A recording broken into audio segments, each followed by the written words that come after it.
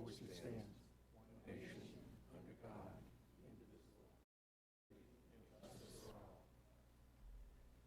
Thank you all for attending this evening.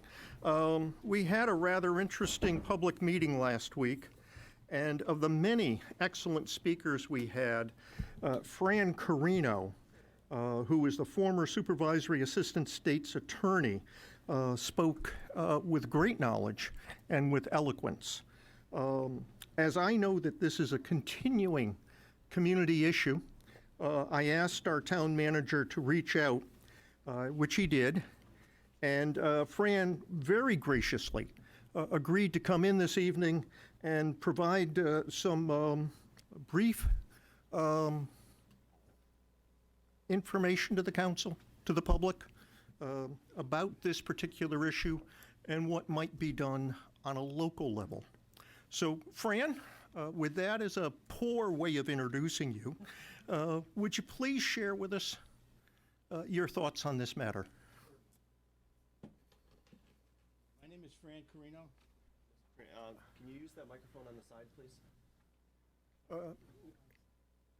Yeah, there you go. Pick that up. And I think you need to see if it's on. Does it work all right? There you go. Okay. That work? I think. Okay.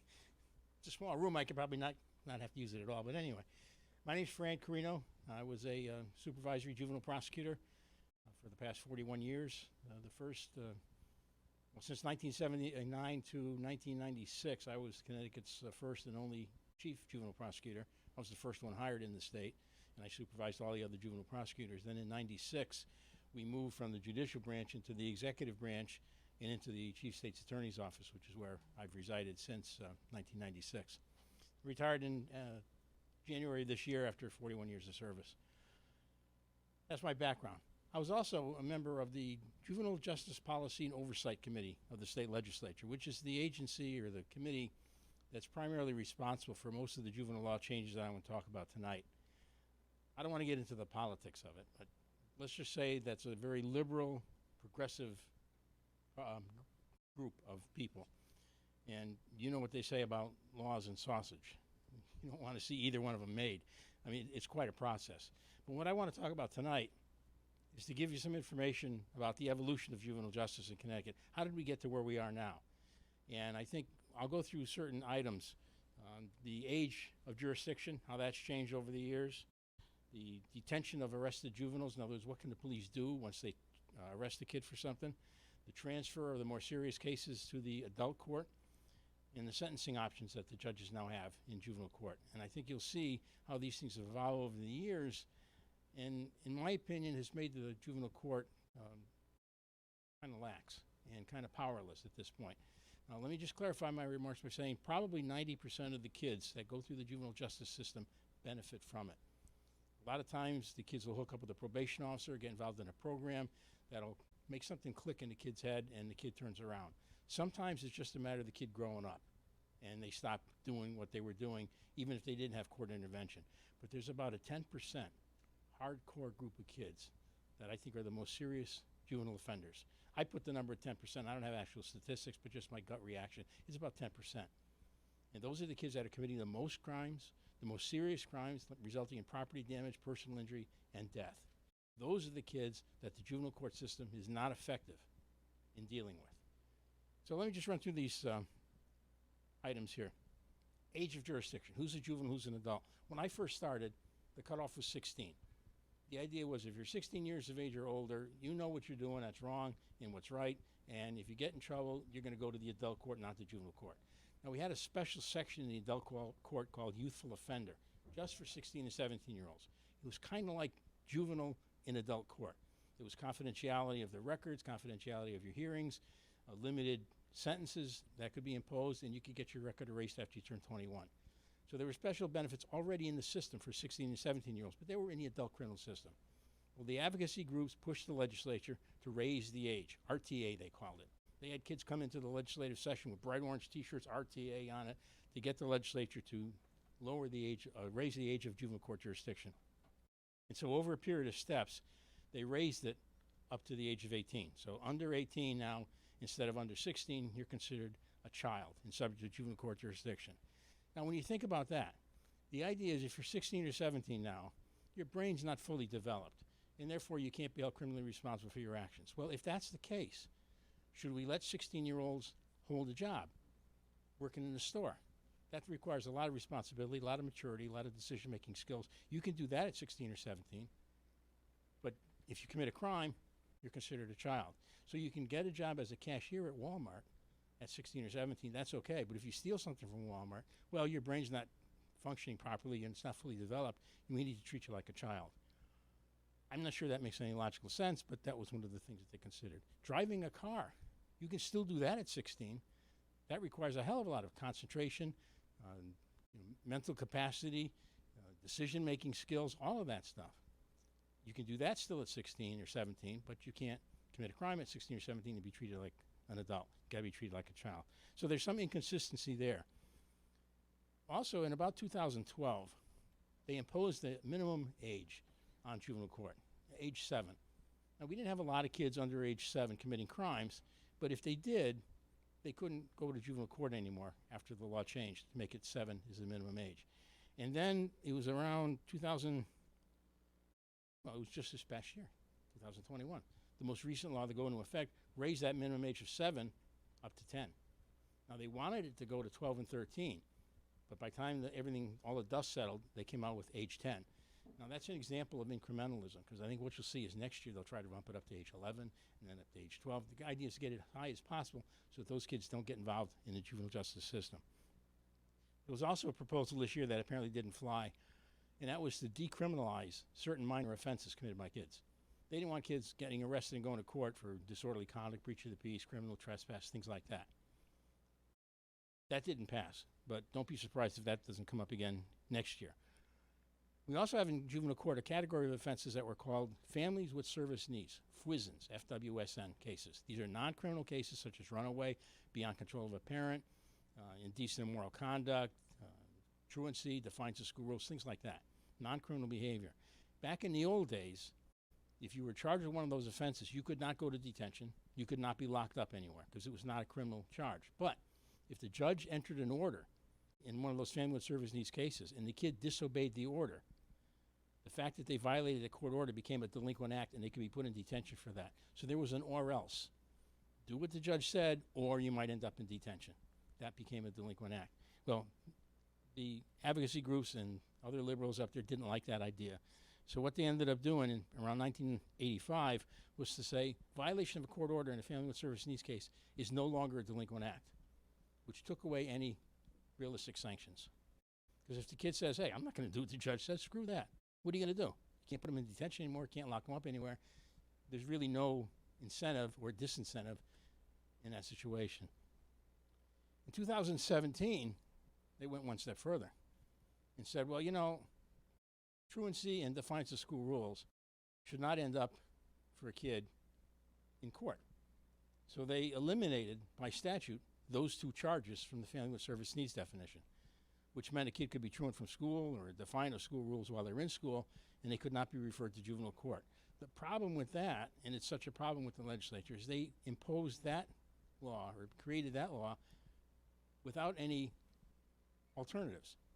So the schools were told, you can't send that kid who's truant from school to court anymore, and a kid who's disruptive in class, defiant of school rules, you can't send him to court anymore either. And that was the end of it. And so what was expected were your local youth service bureaus are going to take over those cases. Now, there's no money coming from the state. You would think the state would say, well, since we're not going to be handling those cases, let's kick a few bucks to the towns because they're going to have to handle these cases. That didn't happen. And so you have a lack of resources. Now these white youth service bureaus have to pick up all this extra responsibilities without any resources to do it. And at the same time, there's no sanction, because what the legislature, I don't think, realized, but became very obvious fairly soon, was that you can't handle those cases without getting your hands on the school records. And there's a federal law that says you can't get those school records unless the parent signs for them.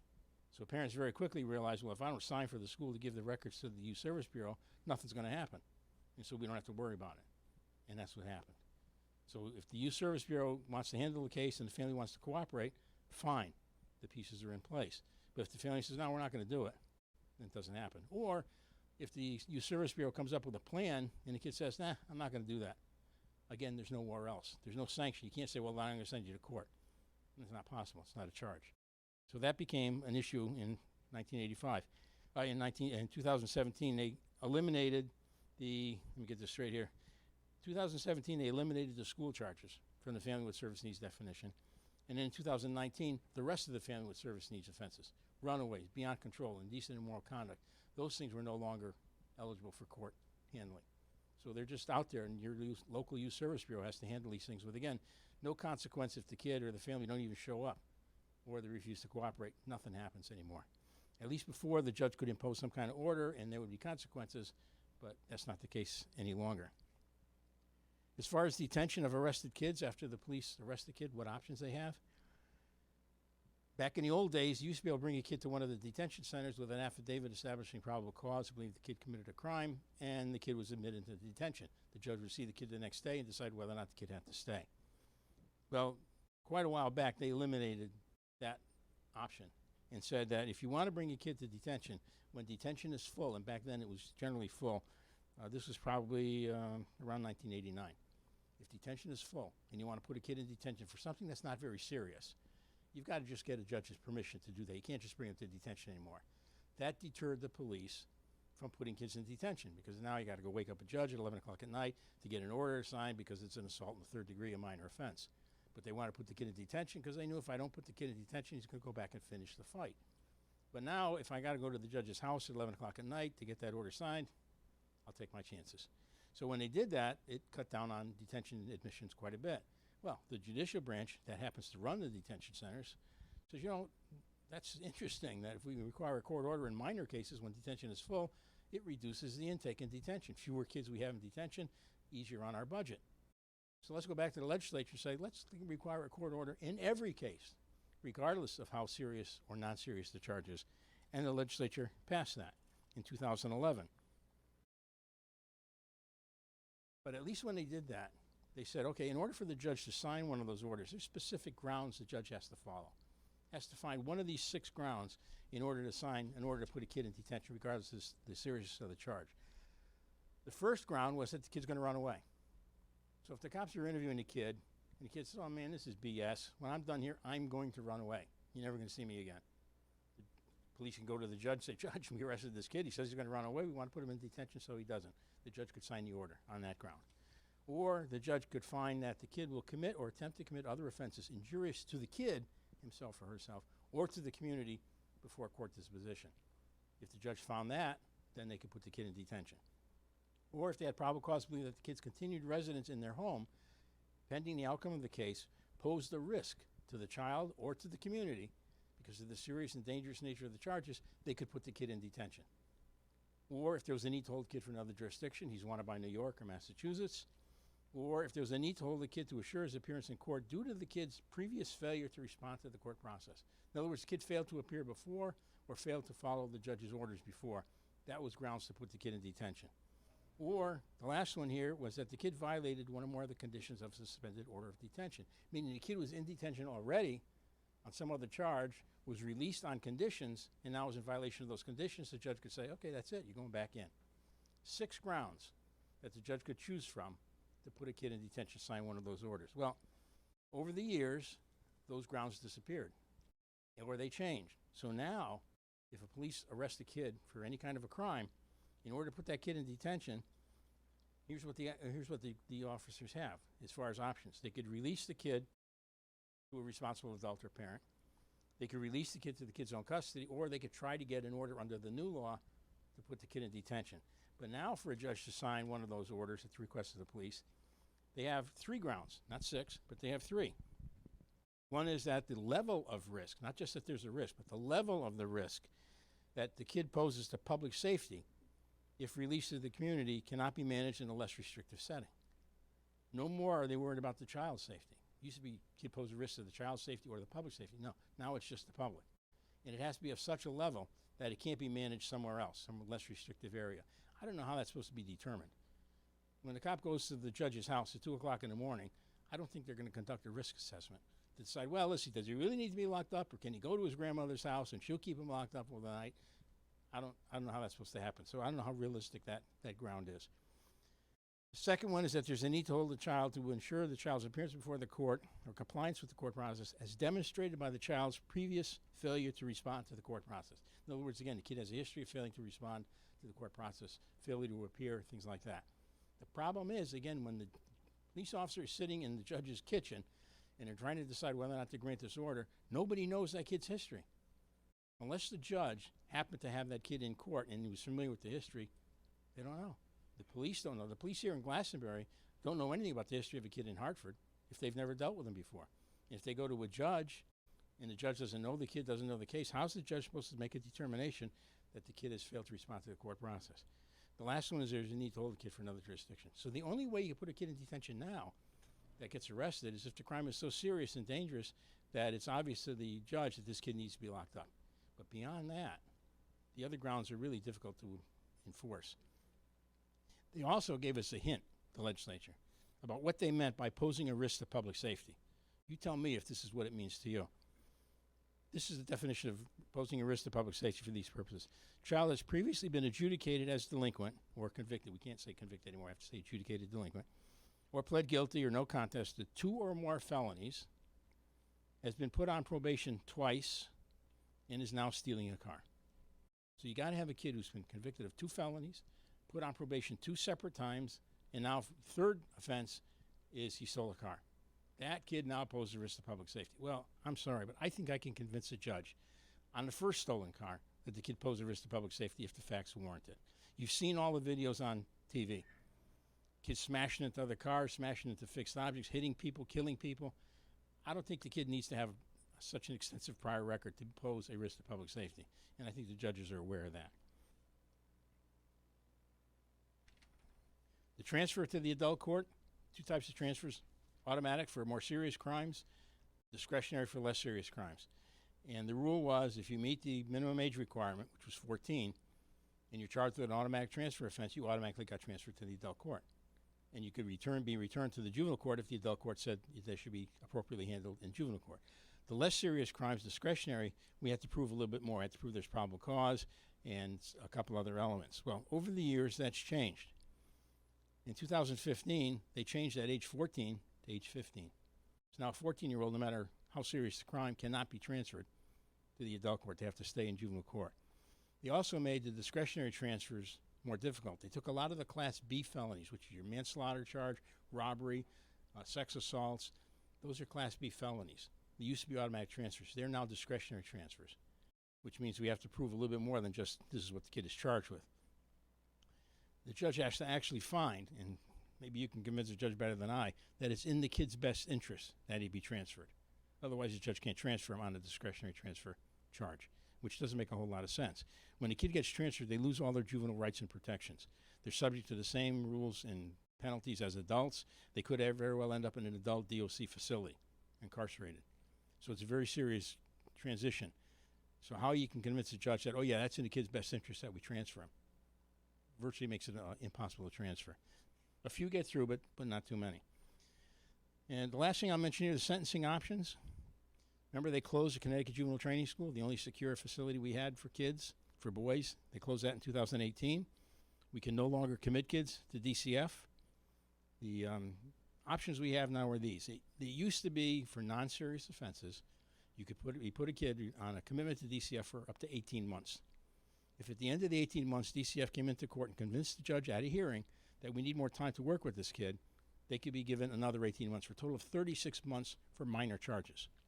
For more serious charges, the so-called serious juvenile offenses, it was 4 years or 48 months DCF had to work with these kids. That's all changed now. Kids are no longer committed to DCF. CJTS has been closed. The maximum penalty a kid faces now for a minor offense is 18 months of probation supervision with or without placement in a residential treatment facility. And that 18-month commitment can be extended another 12 for a total of 30 months instead of 36 for minor offenses. It's the same for serious offenses. Up to 18 months with probation supervision with or without residential placement, extended for another 12 after that for a total of 30 months. So think of it this way. If the kid doesn't get transferred, kid commits a serious crime and doesn't get transferred, the maximum that kid will face is 30 months of probation supervision with or without residential placement, and that's it. Whether it's disorderly conduct or murder, doesn't make any difference. It's all the same. So think of this possibility. 14-year-old walks into a school with a gun and murders 5 people, or walks in this room here with a gun and murders 5 people, 14 years of age. Because they're under 18, they go to juvenile court. Because they're under 15, they cannot be transferred to the adult court. They will stay in the juvenile court system, where the maximum penalty they will face is 30 months of probation supervision with or without residential placement, and that's it. And that's not for each of the 5 counts, it's for the whole incident. And then after they turn 18, if they manage to stay out of trouble for 4 years, they can come in and get their record erased. And they can swear under oath at that point, I've never been adjudicated a delinquent. Yet they murdered 5 people when they were 14 years of age. So that's where juvenile justice is at this point. I'll just leave you with one other thought about the new marijuana law. As I read it, unless I'm missing a part of it, Public Act 21-1 of the June special session says that a juvenile in possession of under 5 ounces of marijuana, the penalty is this: first offense, a written warning, and may be referred to the Youth Service Bureau. Second offense, they'll be referred to the Youth Service Bureau. Third offense, they could be referred to court. Now, we can debate whether or not those are sufficient sanction, but even the way they are, my question is, how are the police supposed to know if it's the kid's first offense, second offense, or third offense? Unless that kid gets arrested in his hometown where the police already know the kid, you're not going to know. A Hartford kid gets arrested in Glastonbury, Glastonbury's not going to know what the kid's prior record is, and there's no place they can go to get that. They may call Hartford because the kid resides in Hartford, see if Hartford police know him. But if the kid was arrested previously in East Hartford or New Britain, unless they call every police department in the state, they're not going to know how many times that kid has been arrested. So they're not going to know. Do I give this kid a warning? Do I give the kid the referral to the Youth Service Bureau? Do I send the case to court? So I think that's something that's missing in the law. But that's just another reason why we need to give judges and police access to the kid's juvenile record. Right now, they don't have it. It's confidential, and you can't get it. Now, when I was on the job, I would get a call at 2 o'clock in the morning from the police saying, we just arrested Johnny Jones, caught him in a stolen car. Should we seek detention for him or not? What's his record look like? And I couldn't tell him because I didn't know. I couldn't access his juvenile record on my laptop at home at that hour of the night. If they call me the next day in my office, I couldn't access the kid's juvenile record on my office computer because of confidentiality. We've been trying for years to get access to it. It's something that the judges and the police need, especially if their actions are going to depend in part on the kid's prior record. Fran, thank you so much. I have several public speakers.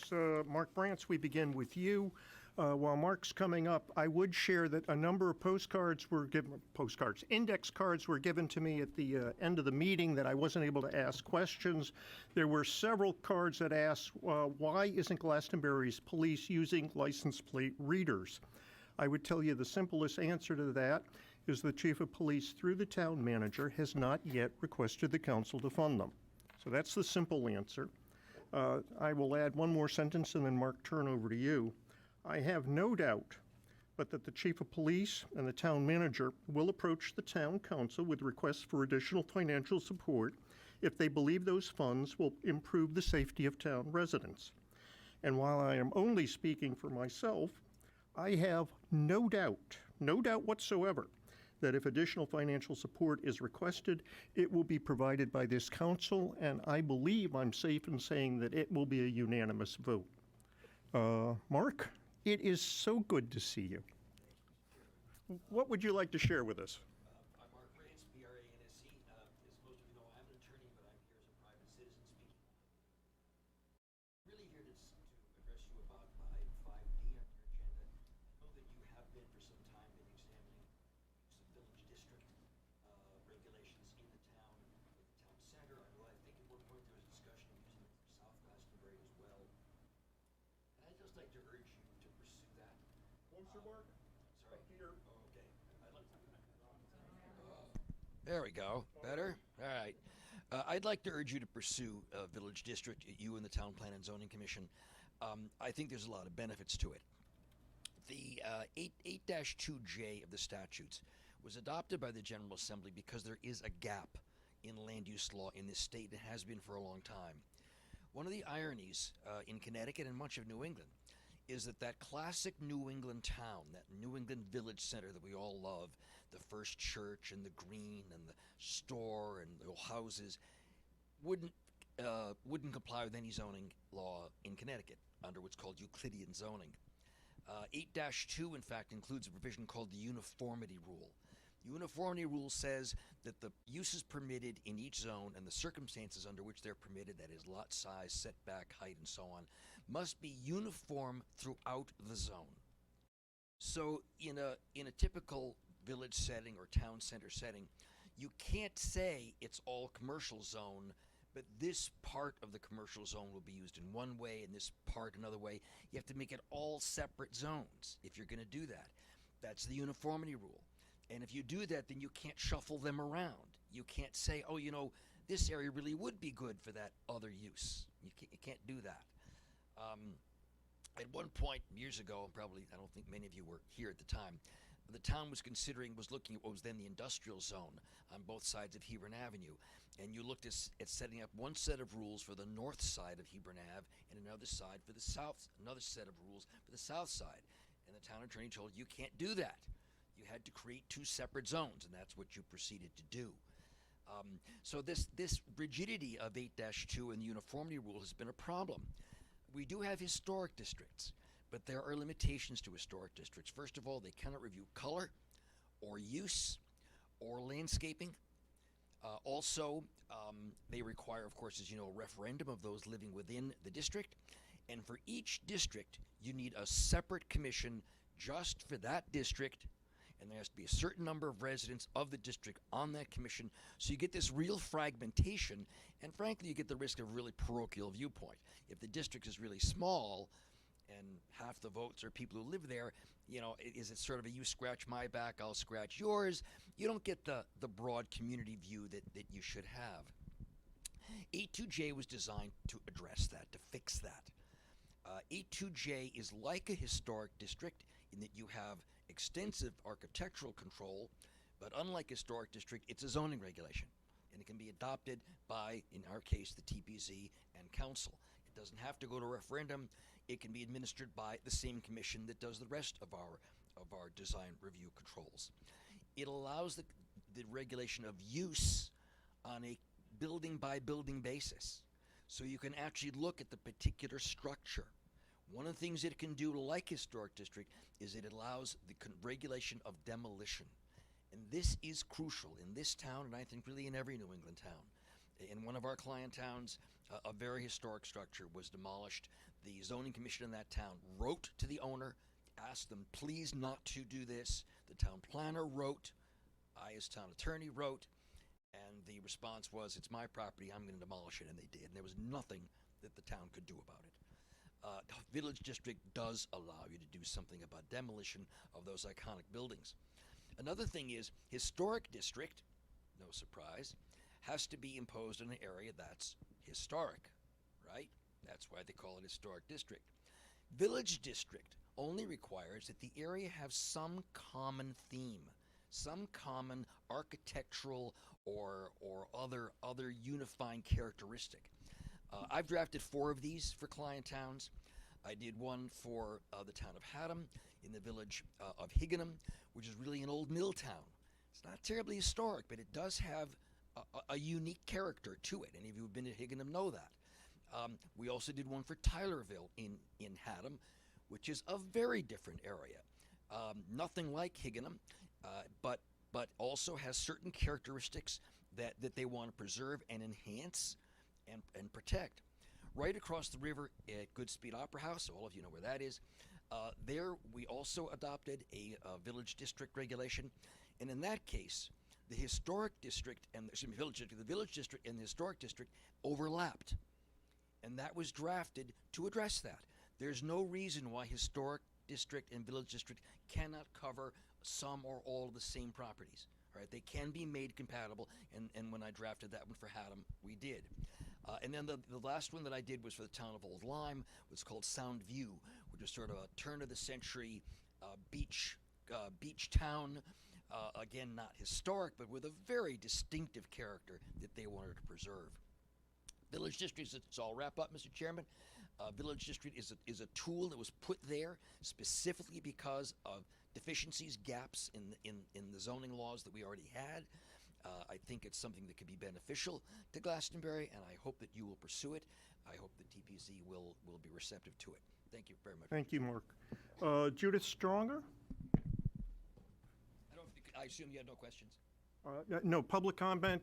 We sort of strive to avoid a question if we can, but not always. Good evening. My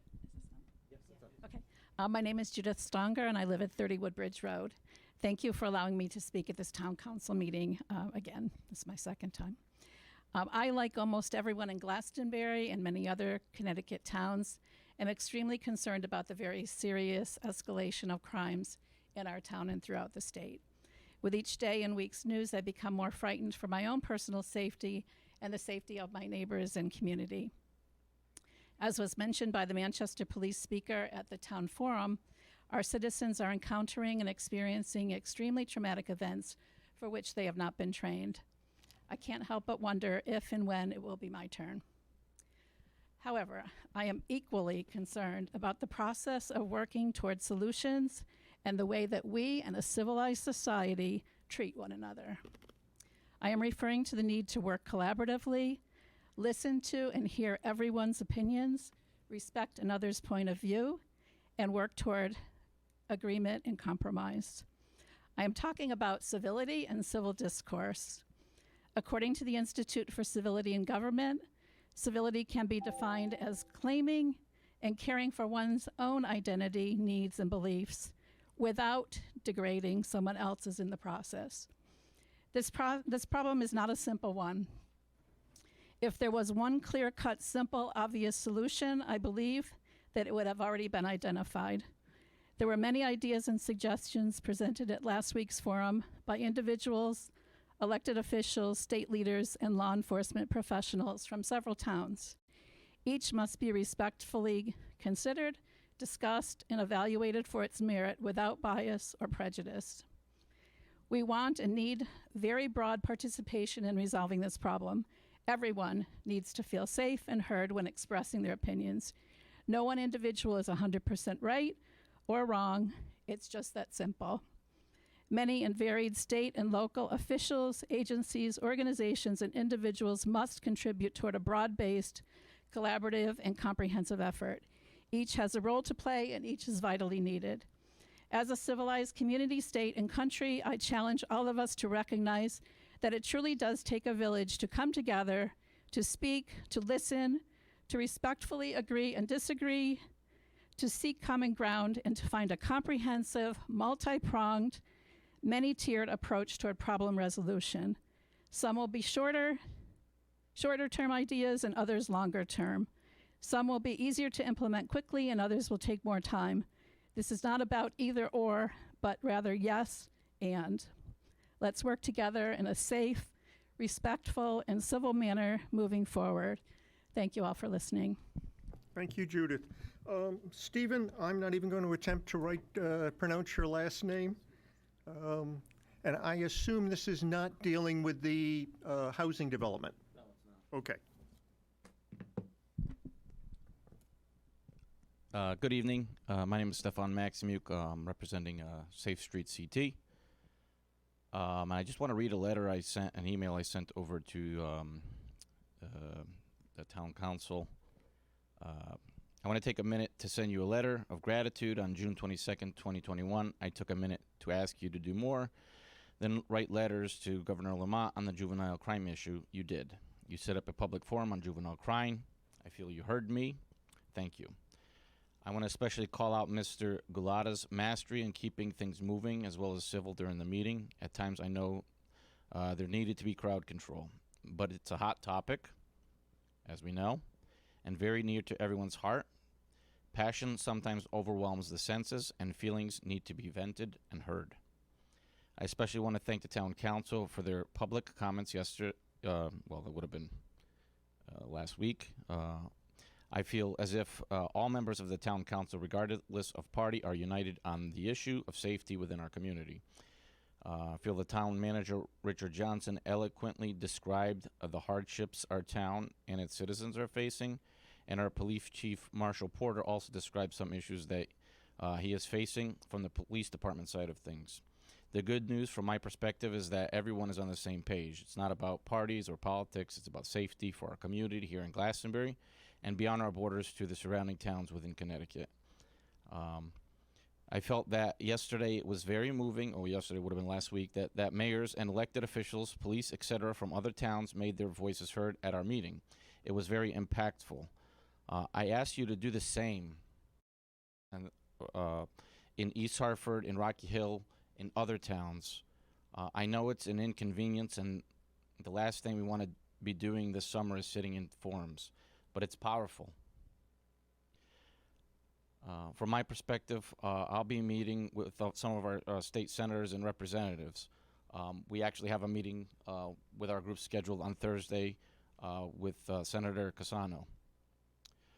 This mess we find ourselves in is tiring, exhausting, frankly. It's costly. Most importantly, it's all about safety and health and well-being of our citizens.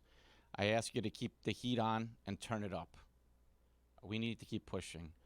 There's also, and I'm sorry I'm doing this, I'm doing it from text message, some things that we wanted to convey to you. If I can open the email. Some things that we found important. So we're asking the town of Glastonbury leadership to put more miles on the police patrol cars, especially at night, not just sitting waiting for a call. And some of these you may have already implemented, but these are some of the things that we all agree on. From the Glastonbury town leadership, we want license plate readers. Again, there's maybe things in the works already. We want roadblocks at night to catch some of the folks as they come into town, and can act as a deterrent for future entry, or act as a deterrent at that time, actually. We want a town-sponsored public government task force. I know it's been kind of look back at the folks like, started from the grassroots up, but that's not what we're asking for. We're asking for the town council to really get involved and spearhead a task force. I need to ask you to wrap up. And we want real access to all crime data, a dashboard with accurate information. We know that's something in the works, but we want more accurate information, and if it can be broken down. Also, it would be good to get statistics each and every week into the Glastonbury Citizen. Thank you. Thank you. If the council will indulge me, I would like to ask the town manager to begin his report early this evening. We have written comments and. That's okay. The written comments can wait.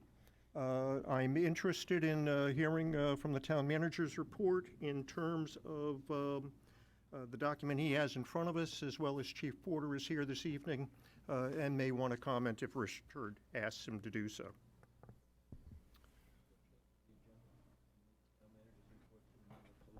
Yeah, if you will so indulge me. I would prefer to complete public comments, and if you want to move an agenda item up, I would be more than happy to. Is that the sentiment of the group?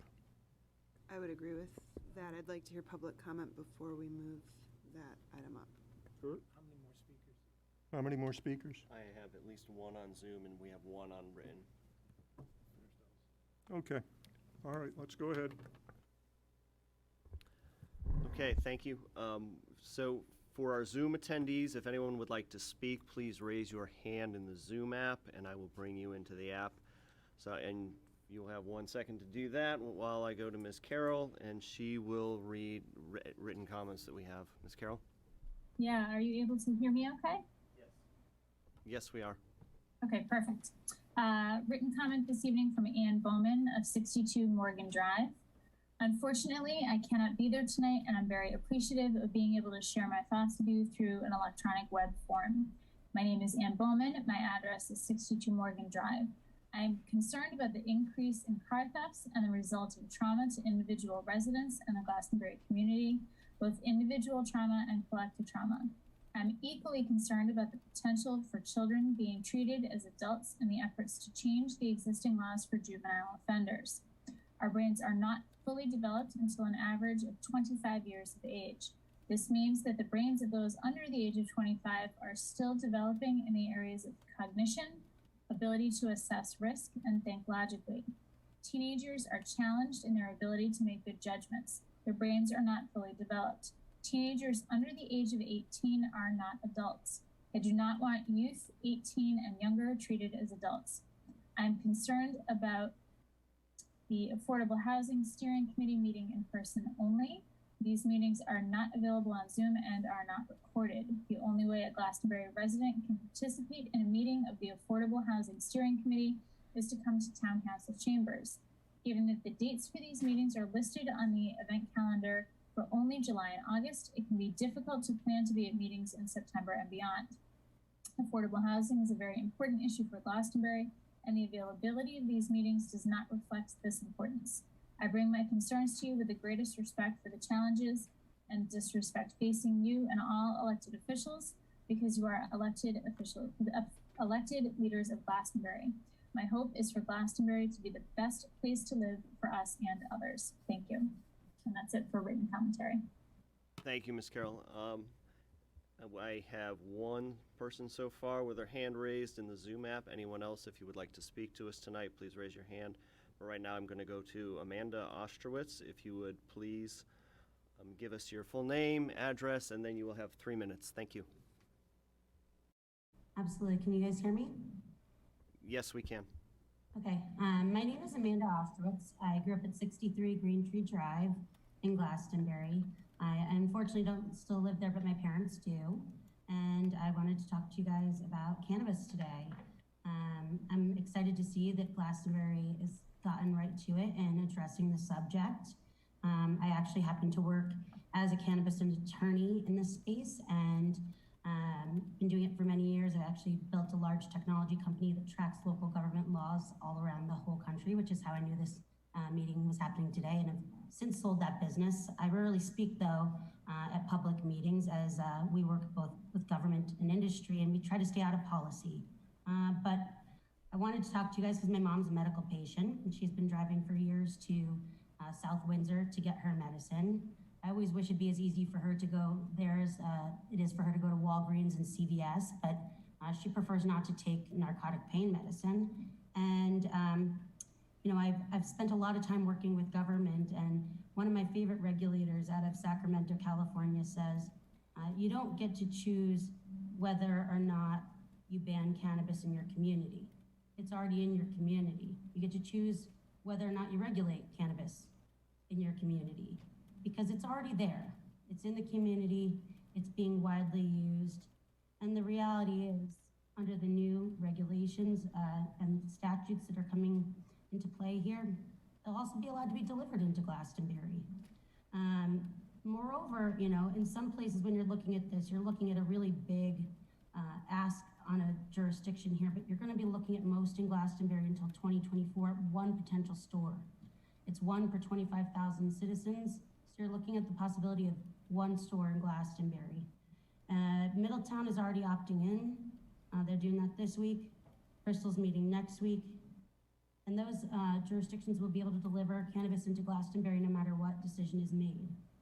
So I just urge you guys to think about the opportunity that is here for Glastonbury. These are jobs that pay well above average equivalent jobs throughout the nation in any given jurisdiction where they are.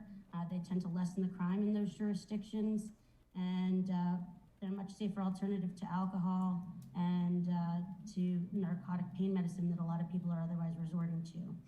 So with that, I guess I just urge you guys to be really prudent in looking at this current moratorium of 18 months. It'd be sad to see Glastonbury miss out on this opportunity to have a dispensary in town by taking this low and slow approach, because the moratorium is really something that would protect a jurisdiction that currently has a medical dispensary in place. It's going to be a long time before you would have to worry. You need to wrap up. So with all of that said, I urge you to reconsider the 18-month moratorium, because there is no need, given that there's no medical that could automatically convert today into adult use. This would be a decision that would require local approval, regardless of what you guys do today. Okay, thank you. Who else? Do I have anyone else that wishes to address the council this evening in the Zoom app? Seeing no one else, Mr. Chairman, back to you. Oh, you do have an audience member.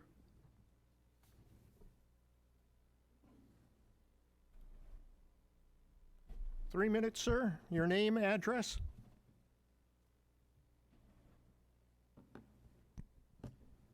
Hi guys, my name is Chris Hoff. I live on 39 Strickland Street. It's good to hear about the, and I'll keep this quick. I know you want to move things along. Good to hear about the license plate readers. I hope that you do suggest that.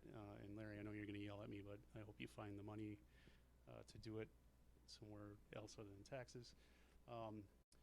I do want to apologize to you. I did jump down your throat online, but I'm surly because I've been to a lot of Board of Ed meetings. I'm used to dealing with Doug Foyle, so I want to speak to that just really quick. Wasn't long ago that Deb Carroll and Mary Lee Chance, they spoke about school air conditioning as they were candidates. A lot has happened to me in the last week.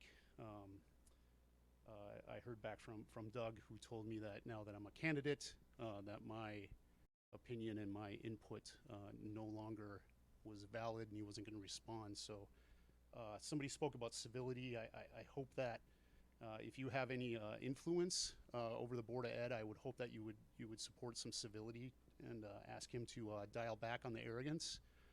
It doesn't help anyone. Definitely doesn't help what's going on with juvenile crime and this kind of thing. It just there's no room for it. And again, Larry, I'm sorry about that. So thank you very much. Back to you guys. Okay, thank you. Yes, if there's anybody else who would like to address this, I'd like to begin to get a line going. So if after this young lady there's anyone else who would like to talk to us, name and address, please. Wow, thank you. I'm getting ready to retire. So can you hear me okay? Okay. I didn't prepare remarks. I just want to say a couple things because I'm not familiar with name and address. Oh, I am so sorry. I'm Marie Lorenzo. Is the button up? I'm sorry, they're saying they can't hear you online. How about this? How about this? How about this? Go ahead and tap it. Niente. Oh, am I hitting the wrong button? I have a really loud voice. Well, let's use it. All right, good. So my name's Marie Lorenzo. I live at 97 Hubbard Drive, right here down the street from the high school.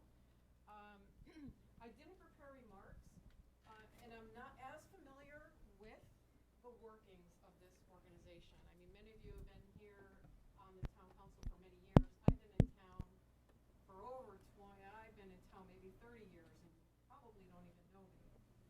But what I do want to say is, I understand that we have local control, and I hear we need support from the state.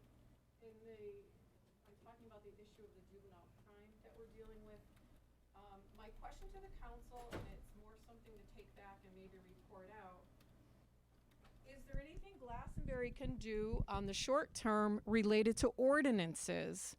I did a quick search while I was sitting here, and there are some powers available to towns. And so I am not a lawyer, but establishing, it looks like we have some local control. There's a democracy, I think, right? So we elect you, we pay for our police. Is there anything we can do on our local level until the state takes some type of action? Can we institute a fine because they violated our ordinance? Now we have our own database, okay? You see where I'm going with this? I may be totally wrong, totally off the mark, but it seems to me we might be able to think about some of the things we can do in the short term to stop what's happening, okay? Specifically with the theft and the break-ins. I would love to see the written aspect of the gentleman who spoke earlier. My ears perked up whenever he spoke about the year 2015 up. But everything in the 80s, I can't go back that far. I mean, we're today. A couple generations have passed by now. So I think we need to deal with what we're dealing with today.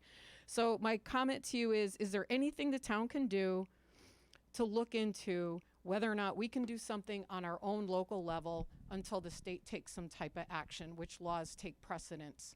Town ordinances, if the crime is less than 20 hours of community service versus some kind of detention. That's all. Thank you for listening. Thank you for these public comments. You might see me more, but I won't talk as much. Thank you. Okay, thank you. I thought that was quick. It was quick. Name and address, please. Laura Hancock, 255 Weir Street. It kind of brought something to my mind here. So I'm one of the administrators of the Safe Streets Glastonbury page, and there's been some really great ideas that have been put on that page. We don't have so many members, but what I was thinking is it would be great if maybe we can kind of put together like a list of things to try that can be pushed out by the town council as some community efforts. So, for example, there was a story recently that Mary had shared about a friend of hers whose wallet was stolen and there was a tile in it. The tile then was able to be GPS tracked, and they ended up recovering how many stolen vehicles? I think 3 stolen vehicles with that.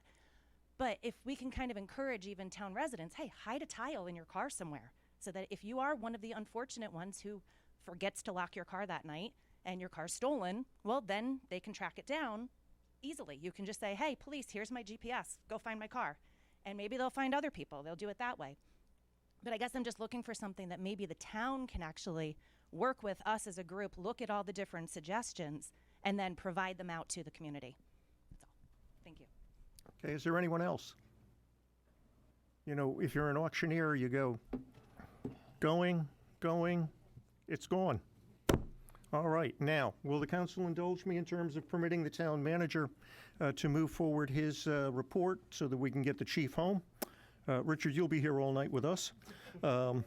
And have an opportunity, I think, to respond to some of the suggestive, positive statements that have been made this evening and share what the town is doing while these people are still here.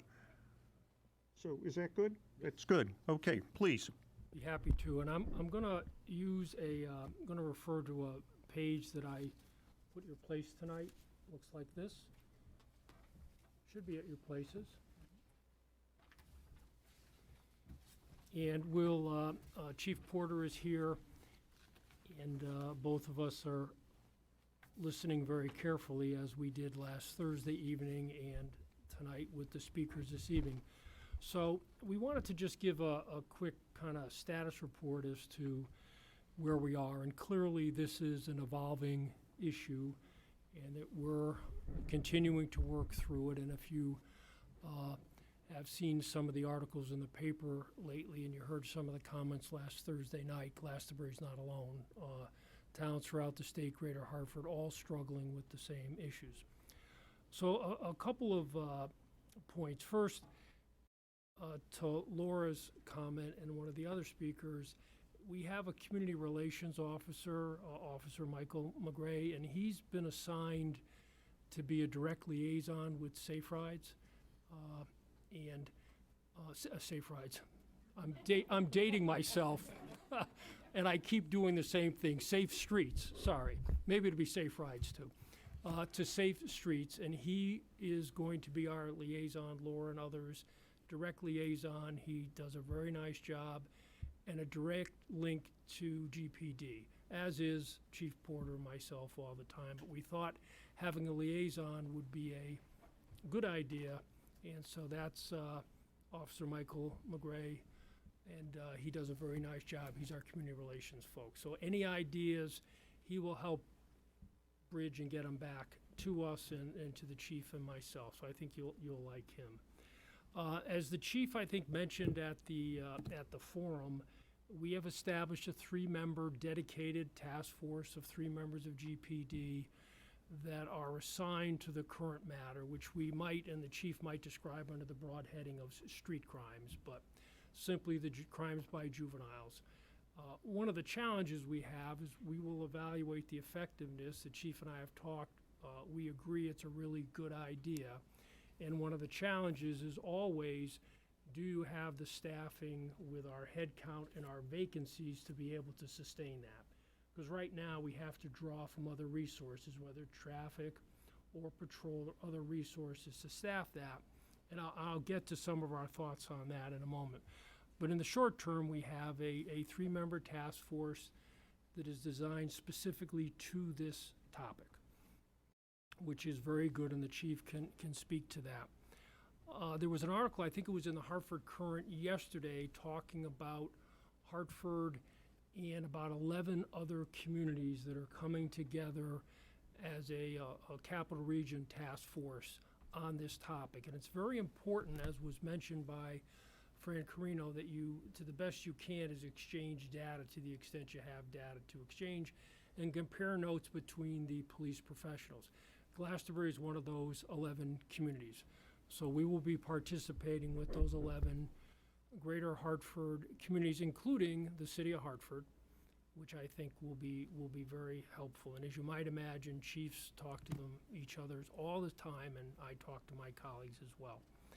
Our town website, as recent as I think it was today, now for all of our crime data, which I'll speak to in a moment, we are continuing to improve that. But if you go to our homepage, there is a direct link. You click, and it takes you to all the data we have, and we're continuing to build on crime statistics, our letters to Governor Lamont and others, tips for all of us if you want to write a letter to our state legislators, some of the talking points you might want to include, and we are updating our crime data, so that will all be available, but it'll be, just go to our homepage, you'll see, I think it reads juvenile crimes, click on it, and we'll take you all that data.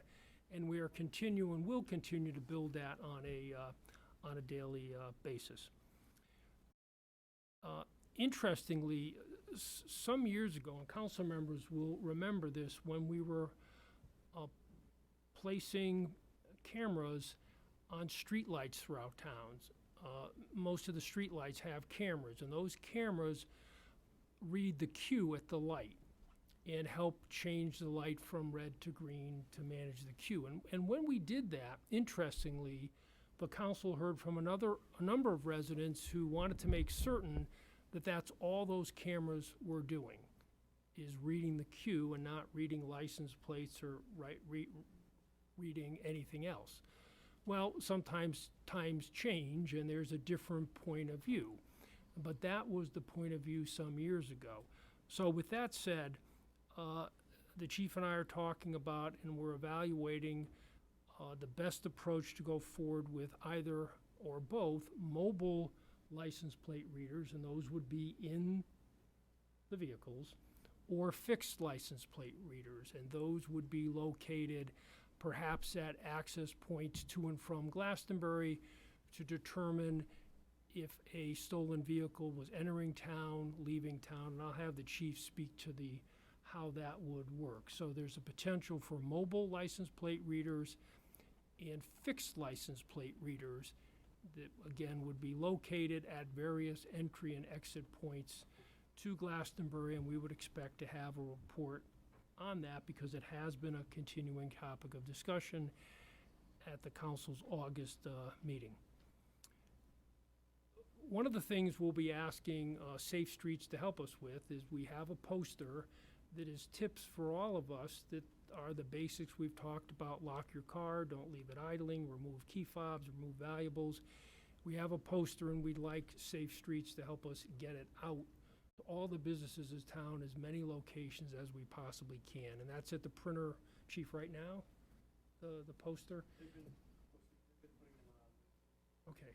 So if we need some volunteers to help us with that, and to help get the word out, they'll be at all of our town locations as well.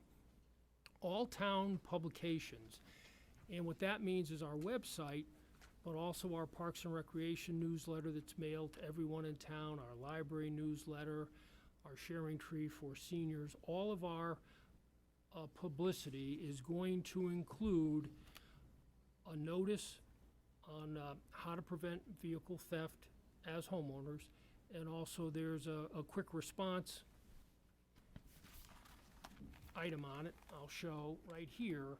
So when you click on that, it'll take you to our database.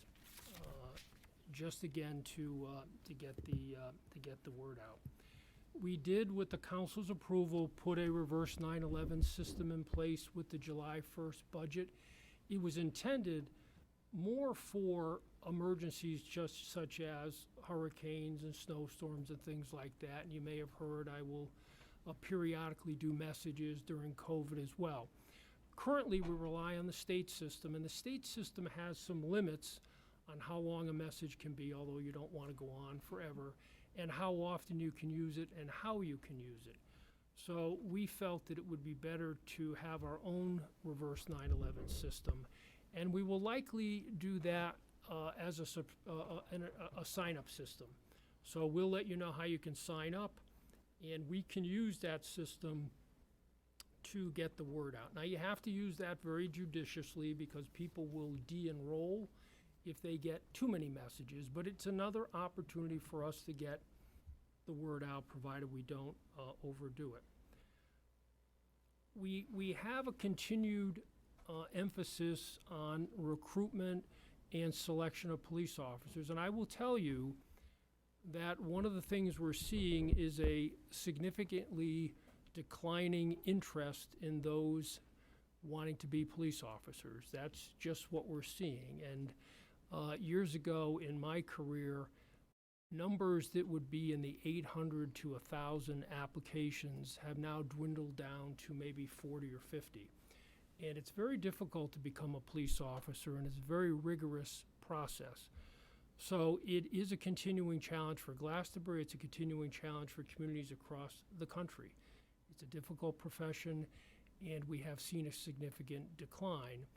And like virtually every police department, we typically have vacancies, and so it can put some pressure on our abilities to get out, and we're working as hard as we can to fill those vacancies, but you have to do that in a very deliberate, thoughtful manner. And so I would expect we will have some options along with the license plate readers for the council to consider in that regard as well, and whether or not we want to add to our current staffing for some directed task forces. A couple things I just want to mention that kind of from the forum, and it's likely because I'm very proud and I've been affiliated with Glastonbury Police Department for many years. It is a great police department, and the men and women who work for the department are dedicated and do an outstanding job. So, pardon me, but I just did want to put in a plug that there was a comment about national accreditation. Glastonbury was the first police department in the state of Connecticut to be accredited back in 1986.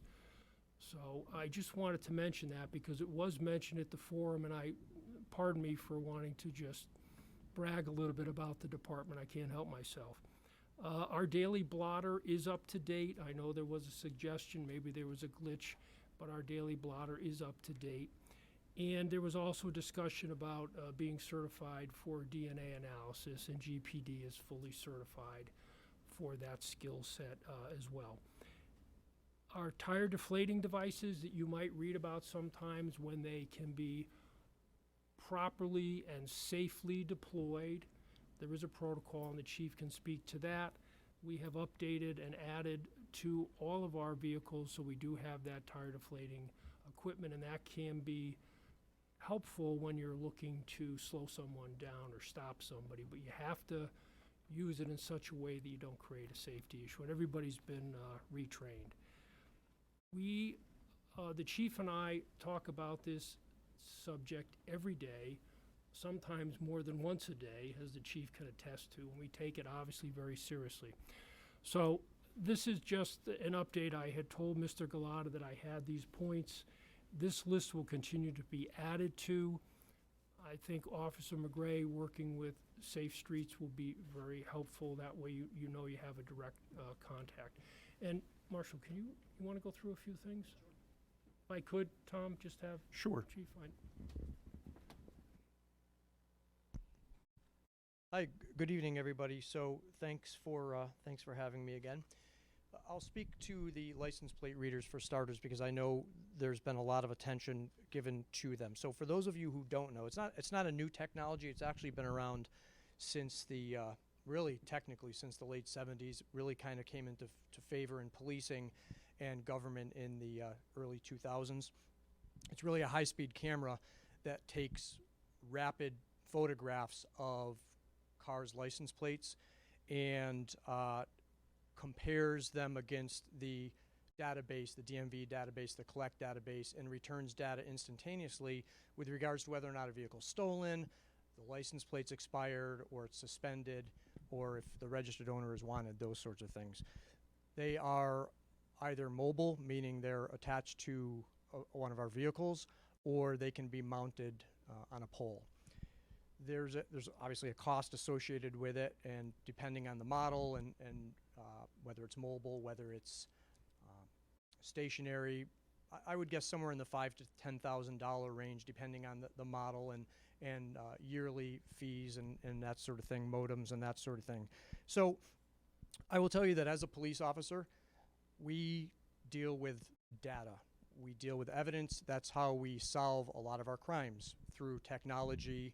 And so the use of license plate readers certainly will provide us with valuable data, valuable evidence, not only for these types of crimes, the stolen vehicles and those sorts of things, but evading accidents, larcenies, all kinds of things. What I get concerned about with license plate readers is I think there's a perception, and it's a misperception, that they are going to really help in this war of prevention, and that's just not going to happen. The most beneficial part of these LPRs in that regard will be if we have them stationary at certain places in town. They can warn us that a stolen motor vehicle has entered town or left town, passed through the LPR at some point, so long as that vehicle is in the system as being stolen. Now, that is helpful. If I would like to know if a stolen motor vehicle is coming into town, because then we can direct our resources to go find it. Easier said than done, but it gives us a leg up, and hopefully it will allow us to intercept and prevent some of these crimes from happening. But I just want to caution everybody that I think there's a lot of misperception that these things are going to really put a dent in these crimes, and they're just not. And I've polled a number of chiefs, probably a dozen chiefs or so. Some have them, some don't. Those that do have them in varying capacities and numbers, whether mobile or stationary, and they all say the same thing, that they do provide evidence naturally, but they really, there's no evidence to support that they are really preventing these crimes from happening. But again, as a police officer, I would support having them in a number of locations, because the more technology we have, the more data we have, the more successful we can be in following up on these crimes and investigating them, and catching those who are responsible. And so, with that said, I'd like to talk about our task force. As the town manager said, we have 3 staff members assigned to this task force, a supervisor and 2 police officers, and they do a lot of proactive and reactive work. A lot of these vehicles end up out of town. A lot of the vehicles that come into town are stolen already, and what we know is that they're connected to a number of different crimes in different municipalities. So it's imperative that we work collaboratively with a number of jurisdictions, because when we solve a crime, one of these crimes, we can solve a dozen of them from other municipalities across the state. A lot of them are local, but we're seeing them as far away as Waterbury and New Haven.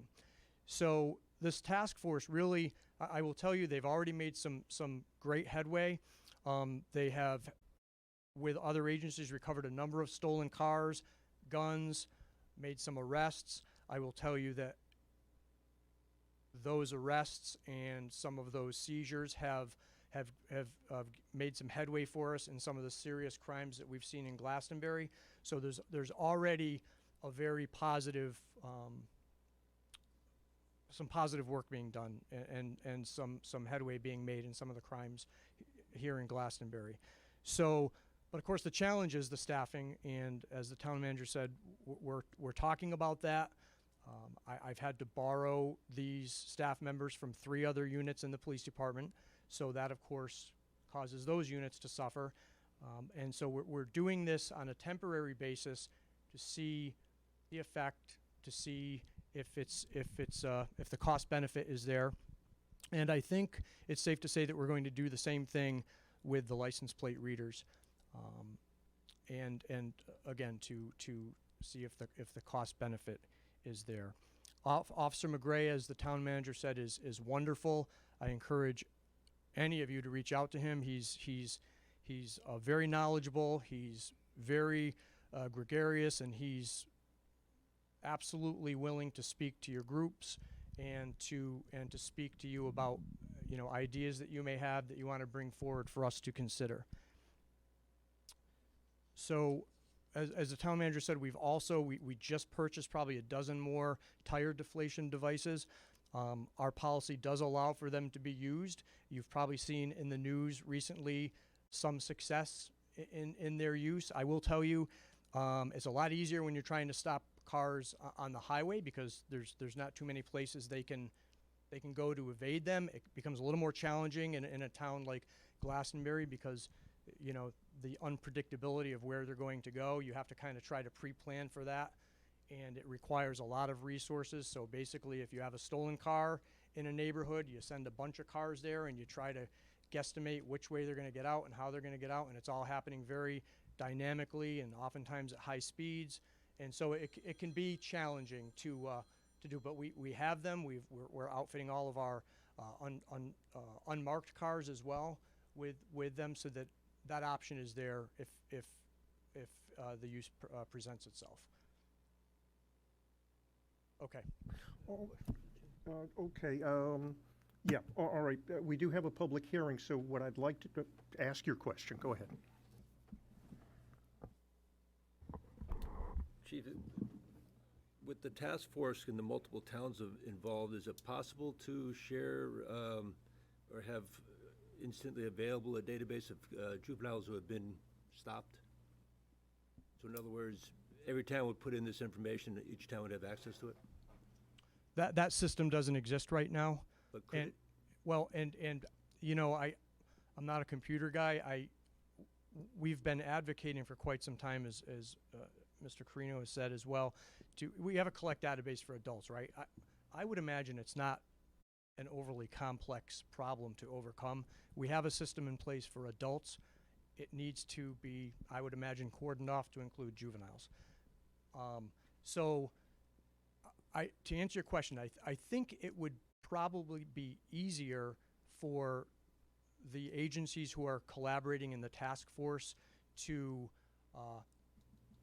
get information on each of those agencies' individual juvenile statistics, but it would still be the legwork in doing so. So in other words, Glastonbury would have to check with East Hartford and South Windsor and whoever else is involved. There's no computer system in place that would allow, that I'm aware of, that would allow for that sharing right now. Right, but I mean, a database that each department inputs into could be certainly shared between the departments, and that could be done, as far as the database is concerned, and the technology very inexpensively. The labor, the time component of putting in the information obviously would be an issue, but I guess my question is it possible for departments, given state law, to input information on juvenile arrests, given that juvenile records are sealed? With regards to arrests and department records, we share that data. There's nothing preventing us, to the best of my knowledge, from sharing that data with other agencies. So if I arrest a juvenile and South Windsor calls me and says, hey, have you ever arrested, Johnny Smith? There's nothing to prevent me from saying, yeah, we have. And we do share that information. So, I think it's very, I don't think there's anything preventing us from doing that legally. I think that the The data that Mr. Carino was talking about is court data and probation data and that sort of thing that we don't have access to. Thank you. Yep. Hey, okay, Kurt, yeah. I know there's a public hearing, but I want to be able to ask these questions while the audience is still here. Good time to be a fire chief, isn't it? This task force, or the street crimes unit, it sounds like it's a recovery and an arrest unit. How about are they tasked with suppressing any of these crimes? So they're doing a little something on both sides. So they're in town, they're visiting, and I'm sure there are a number of people who would be able to attest to this. They're visiting neighbors, they're introducing themselves. If they see garage doors open, that sort of thing. They're being proactive. They'll be involved in handing out these posters, that sort of thing. They're specifically investigating our crimes, the stolen cars from Glastonbury. They're putting all their effort into that, and they are going into primarily the cities and working with other task forces and specifically the city task forces because they know their cities, they know who the players are, and we're kind of taking the fight to them. They know where these vehicles are being kept oftentimes. Again, they know who the players are, so we're going to them instead of them coming to us. And I personally believe that's the best way to address this and handle this. The challenge, of course, becomes, as we've been talking about, what happens after we get them. Our options are limited. Right. So, and you're taking away from other units? correct. For this. I'm borrowing from patrol youth and investigations. With the license plates reader, you mentioned if they detect a stolen vehicle, would that still be considered a larceny? The stolen vehicle? Yes. Yes. So it's not any. Well, it's a property crime, and all of the restrictions still exist. Okay. So the hope, again, I think with regards to these specific crimes, if there's a benefit in that regard with these LPRs, it's that if it's in the system is stolen, if it comes through one of the units, we will know it. It will send a signal, and we'll know it right away, and we can go look for it in the hopes of thwarting. But what we know, and I don't want to keep repeating myself, but what we know is as soon as we chase them and we stop chasing them, they go into another neighborhood. It's not like the old days where they get scared and beat feet and go back home. They go into the next neighborhood. So, do you have a minimum mileage for patrol officers on their shift? no, but I will say this. The officers are in the neighborhoods. They are patrolling. Of course, as this is going on, there's no reduction in other calls for service. So we've used a term in policing forever called omnipresence. The theory being that if the criminals think you're everywhere, they're always going to be leery. As we've seen with this particular problem, there doesn't seem to be that concern. That's problem number one. Problem number two is the sheer size of this town. I think our resources, as we've discussed, are best served in a task force type situation where we can specifically address these crimes. It is true that at times we operate at minimums, at times we don't, but adding extra officers to patrol, logically that you can cover more ground and you can have officers in more areas, but I don't think it's the best. I don't think it's the best bang for our buck. It's a huge town with a lot of roads, a lot of road miles, and it's just even with a few extra officers on a shift, it's a crapshoot. They're all over the place. You see the heat map. They're just all over the place. Last question, Mr. Chairman. How do you feel about picking off certified officers from other communities? We do. I'm probably 50-50 in my numbers thereabouts. I've hired. I'm just probably 13 since I've been here. Do you reach out to them, or do they reach out to you? They come to us. Yeah, they come to us. But as the town manager said, and this is no joke, I mean, 10, 15 years ago, we bemoaned having a couple hundred applicants. you would be terrified probably if I told you how many applicants we have for police officer, and it's not just here. It's very challenging. And when it comes to the testing process, you know, and this is just my experience off the top of my head, half the people who apply show up if there's no financial cost to the test. Half will show up, half will pass the written test. Less than that half will pass an interview process. Those that come to a chief's interview, if they pass that, they'll go to a background.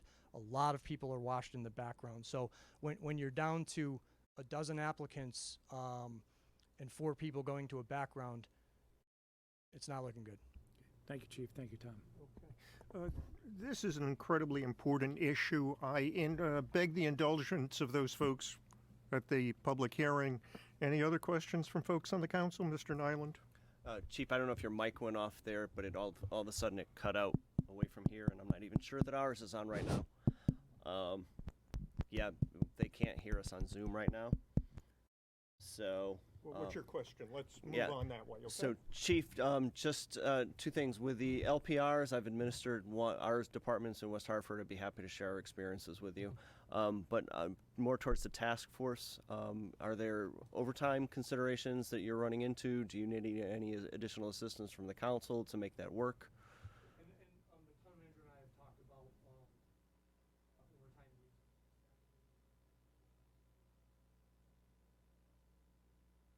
I am in a situation now where we're in pretty good shape comparatively to but I am keeping an eye on it. Anyone else? If not, thank you. We're going to take sort of a 2-minute break so that the folks in the public hearing can set up their stuff and do that. So figure a 2-minute break here that allows you to visit the restrooms. It also allows you to exit gracefully, if that's your intention, because Test. unless you'd like to stay, we'd love to have you hang around. But thank you for coming. And Bobby, do you give me a clicker or? Yeah. Okay.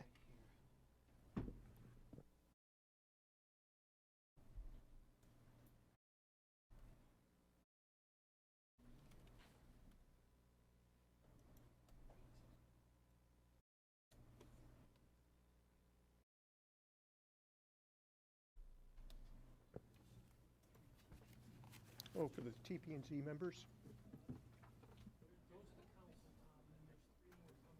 Oh, 3 more coming. I got you. Council there. I'm a little slow.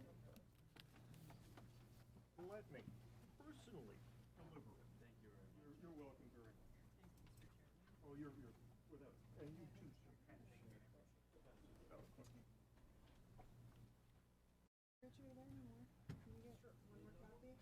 Oh, wait, I'm sorry.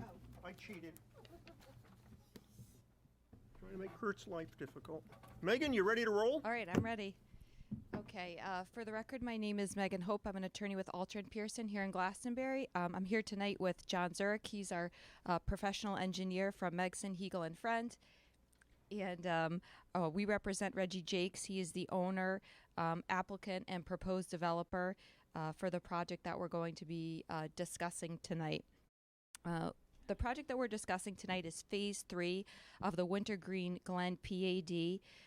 I know that there's some members or individuals from the neighborhood in the audience, so I just wanted to explain what the purpose of the meeting is tonight.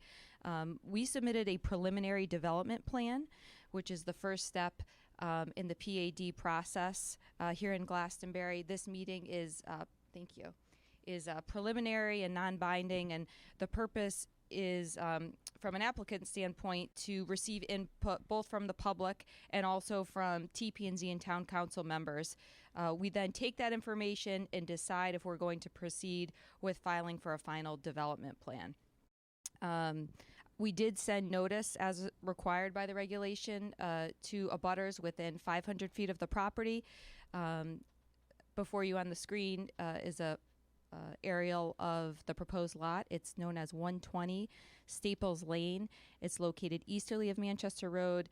A little bit of a different shaped lot. It's got a long driveway off of Manchester Road and then a kind of square portion on the easterly side of it. I did get a call from a couple neighbors who were on Manchester Road and were a little confused why they were getting the notice, because they felt that the proposed development was far away, and that's because that long tail comes out, and we measure that 500-foot radius from all sides of the lot. So I'm going to go to the next slide. Perfect. Okay, to the left side of the screen, you're going to see, here we go, Manchester Road running north-south here. We have Forest Lane to the top of your screen, Eastbury Hill Road to the southern or bottom of your screen. The area outlined in red is 120 Staples Lane right here. This is the third phase, as I mentioned, of the Wintergreen Glen PAD. Phase 1 is outlined in yellow right here. And then phase 2 is outlined in green right here. Just to cover a couple other features of the site as we go through, Roaring Brook does run through this area right in here. It used to go into Hodges Pond right here where there was Hodges Dam. That dam failed a few years ago, so now it's really just kind of a couple brook channels in that area. We also have Wintergreen Brook that cuts through phases 1 and 2 over here and meets up with Roaring Brook over here. So that's just a couple of the natural features that are in the area. I'm going to quickly go through the history of this PAD. It's a little bit unique, and it explains how we're getting to this phase 3 proposal that we have tonight. So in 1991, the town council approved the change of zone from rural residence to planned area development. Again, it's that area outlined in yellow on your screen in the central portion here. It involved 14 lots on 26.9 acres. So lot 1 is over here, had access off of Staples Lane through a right-of-way, and lots 2 through 15 are in this area. We have a private road, Lazy Valley Road, and then also East Trail Drive, which is up here. There is no lot 9. I'm not sure why, but anyway, so lots 2 through 15 are in this central area here. The developer did propose 2 future areas of development, and during that public hearing, they were identified by the names of the property owners at that time. So there was the Vance property here, outlined in green, and then also the Pink property here, outlined in pink, which was owned by the Guggens family. After we received approval from the town council, we then went to the Town Plan and Zoning Commission and got a subdivision approved. So that separated each of those lots that I just identified into their own individual lot within the PAD zone for Wintergreen Glen. Let me just go back to the other screen for a second. In 1998, a second joint preliminary meeting was held. The developer had reserved development rights in the Vance piece and also the Guggens piece, and they came back to talk about developing both of those at the same time. They came to the joint preliminary meeting in 1998. At that meeting, there was a lot of discussions about Hodges Pond. The dam was in disrepair, basically. Deep wanted Ms. Guggens to fix the dam. There was some flooding that was occurring seasonally on Staples Lane. So what happened is they decided not to proceed with the Guggens piece as part of the final development plan. They just proceeded with the Vance piece here. So I'll go to phase 2, which was approved in 2002. And again, change of zone from rural residence to PAD. About 8 acres, 3 lots off of a 16-foot common drive.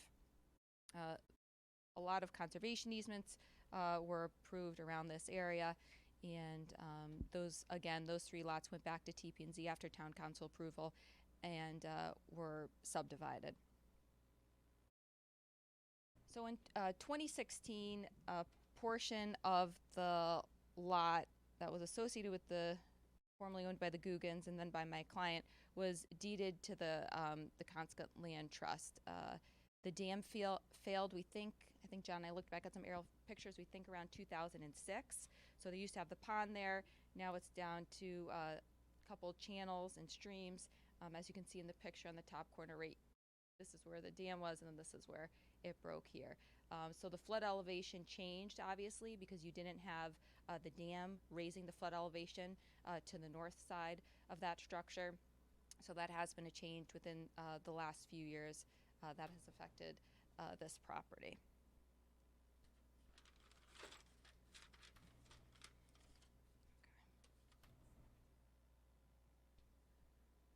All right, I'm going to have John come up in a second and talk you through what we're proposing for this site, 120 Staples Lane. Because it's such a long map, we have it kind of separated into the western part on the first slide. The next slide is going to be the area where the houses are proposed to be developed. So I'll have John come up and just run through that stuff.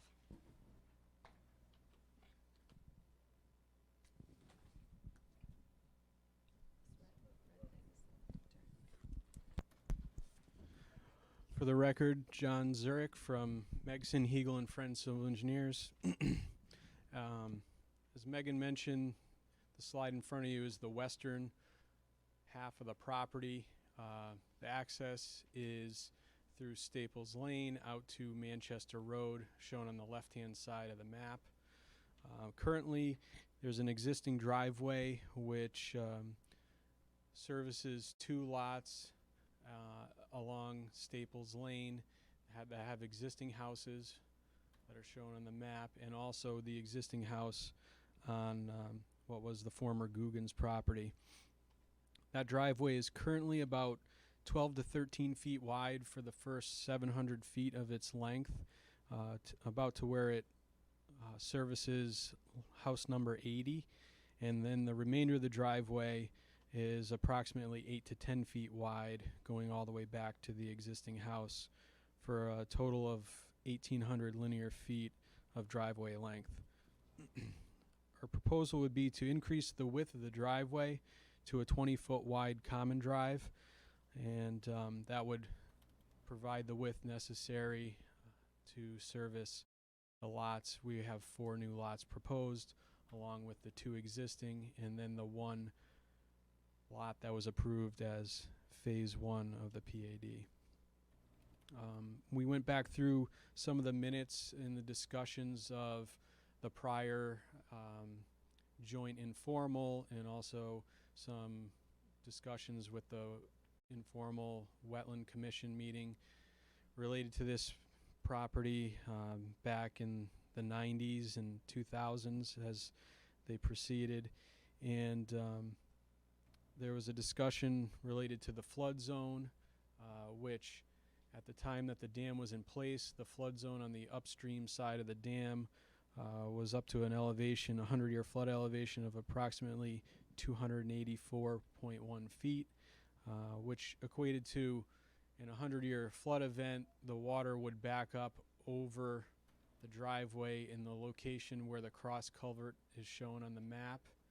And there's an 18-inch pipe currently that takes water from the southwest or southeast side of the driveway and brings it to the northwest side of the driveway. And a 100-year storm event would back up water up about 6 inches over the driveway surface. Now that the dam has washed out, like Megan said, we were looking at, it was somewhere in the 2006 to 2008 time frame that it appears that the dam washed out, and the flood elevation now obviously has changed. We spoke with Carl Asimovic, who's a professional engineer who prepared drawings for Reggie back in 2005 when he was pursuing repairing the dam, and Carl did a flood study and dam repair study and was working with DEP to gain the permitting required to repair the dam. And I spoke with him a couple of weeks ago, and we discussed the effects of that dam being washed out. And it appears that the downstream side of the dam, the flood elevation is approximately elevation 274. So it was a considerable jump up from the downstream side of the dam to the upstream side with the 100-year flood elevation. And even though the dam is not totally washed out, there's a channel through the middle, he would need to do another flood study and examine the current condition of the spillway of the dam, which is washed out, the downstream backwater effects of the culvert and bridge crossing of Manchester Road, and then some cross sections through the dam. And when we got him that information, he would be able to update his flood study and determine what the current flood elevation is. And we're pretty confident that that flood elevation is at least 2 to 3 feet lower than where the flood elevation was when the dam was in place. So that study will show us exactly where it is, and all indications are that now the driveway would not be under a 100-year flood event due to this dam being washed out at this time. Another item that was discussed at the prior meetings were sight lines on Manchester Road and of the intersection of our driveway with Manchester Road. And I looked at the current speed data and traffic count data that the DOT has posted for Manchester Road in this segment of Manchester Road, and the 85th percentile speed indicated in the current last year's traffic data was 24.8 miles per hour. I think that has to do with the curve located in this area and also the intersection that people on the 85th percentile speed is actually quite low. The posted speed limit is about 30 miles an hour through this area, and I think there's 35 a little bit further up the road. So the sight distance for that design speed would be about 280 feet. It appears that the original plan showed for some vegetation to be cleared directly north of our driveway. We visited the site. It looks like maybe some of that vegetation had been cleared, maybe as part of the overhead wires that run up that side of the road within the last 15, 20 years when this project was first brought forward. But I looked at the sight line from our driveway looking toward the north, and any vegetation that would be in our sight line would be either in the right-of-way of the road or within our frontage that we have on Manchester Road, and we could handle that through some clearing. But obviously we would prepare sightline maps and look at that as this project moves forward and be sure that we comply with all the sightline requirements.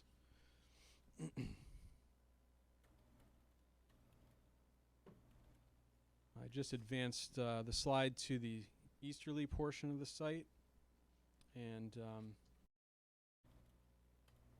the driveway would continue where it left off on the last slide and turn up into the site, and there would be a cul-de-sac created by the common driveway, basically in the same location where the driveway ends right now between the existing house, which exists on lot 22 on our map, and that existing house would be demolished as part of this proposal, along with an existing garage, which is located on lot 21, as shown on our map.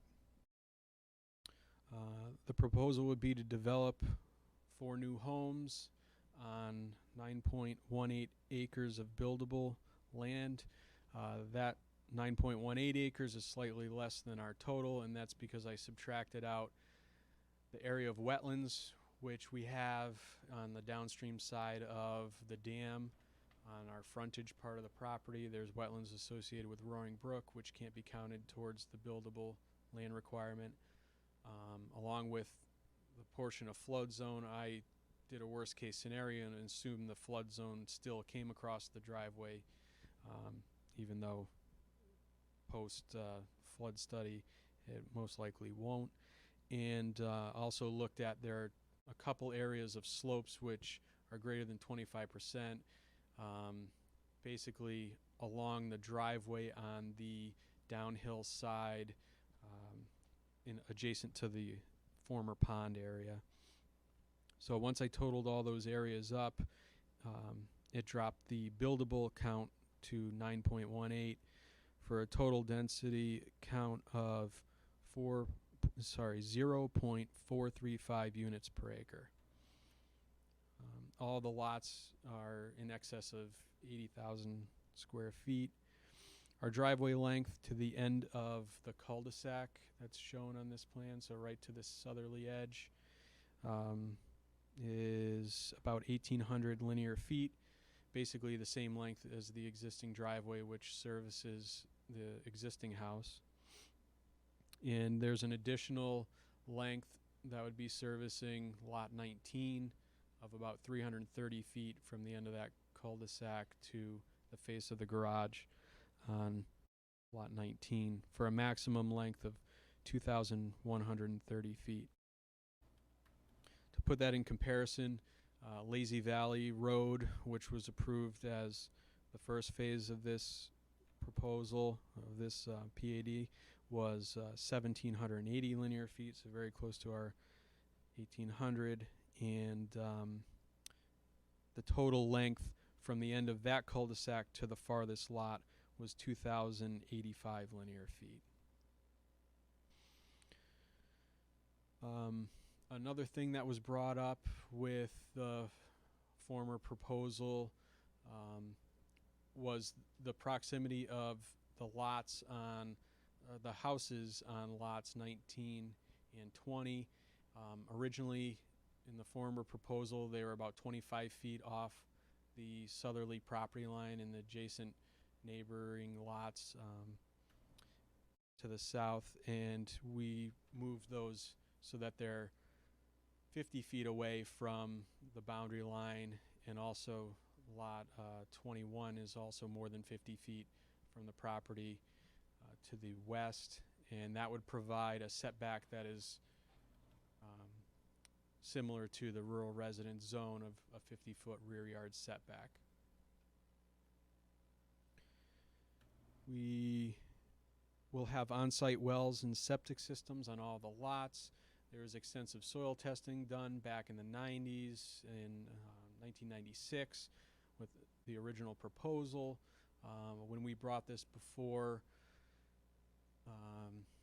administrative review, we discussed with the health department having some confirmatory test pits on all these lots because so much time had passed and the current health department hadn't witnessed those test pits. So we did some confirmatory test pits on all the lots to conclude that our soils data was suitable for on-site sewage disposal. Those were done in December of 2020. We did those test pits. All of the lots have septic areas suitable for a 4-bedroom septic design. That concludes my portion.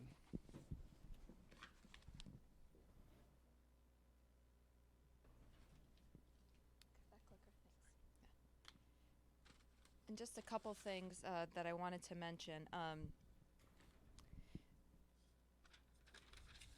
As part of the original PAD approval, the developer had drafted different covenants and restrictions that were attached to that original approval for phase 1, and they had to do with restrictions on the house, how tall they could be, how big the footprints could be, how that they had to be single family ownership, things of that nature. So we would propose to obviously have those conditions as part of this this phase of the PAD. The way we would process this application is it would be a major amendment to a PAD. So it would be the same process that we do for PADs when we have them initially, go through the public hearing process, but this land would get added to the PAD as it exists. So I did just put together a little chart to show the different phases, the acreage, and the number of homes. In total, once phase 3 is added, there'll be 44.72 acres. 21 homes will be within the whole PAD, so that's about 0.47 units per acre for density. To give you some context, we're allowed to go up to 1 unit per acre with a rural residence zone PAD, so we're well below what would be the maximum amount of density. I did want to just explain the town meeting process for some of the people in the audience. You can see on the screen that I listed all the meetings we have to go through as part of a PAD process. As John mentioned, we did go to administrative review and receive some initial comments from town staff. We're at the joint preliminary meeting tonight to receive comments from the council and the TP&Z. If we decide to move forward with this proposal, we would have to go to the Water Pollution Control Authority for a waiver of cap sewers, 2 meetings with the Wetlands Commission, both an informal meeting and then a formal meeting. We go to the Beautification Committee regarding landscaping, the PAD Subcommittee. We would go to the TP&Z for a public hearing. If we do end up having to do a flood zone special permit, they would act on that, and they would also give a recommendation to the town council. There would be a sign posting as part of that meeting, so you would see a yellow public notice sign right at the end of Staples Lane for that meeting. And then we would go to the town council as a zoning authority for the public hearing for the change of zone. Again, we would do the mailing to abutters within 500 feet, and then we would go back to TP&Z for a public hearing on the subdivision. So I just wanted to give some context of where we are in the process. We're right at the beginning of it. And before I open it up to questions, I did receive a few calls from neighbors. The first call I received was from Larry Garfinkel. He lives in Phase 1 section of Wintergreen Glen, PAD. He was concerned about the connection. If you look on lot 19, there originally was reserved a opportunity to connect the PAD from right here where I'm using the pointer. So right from the end of lots 11 and 10 from their driveway through to this parcel. He wanted to know, were we proposing to make that connection? We're not proposing to make that connection. At the time, I know one of the concerns was from fire, of having a potential emergency access there to kind of connect the loop from Forest Lane. You could come out to Manchester Road. We're not proposing to do that connection.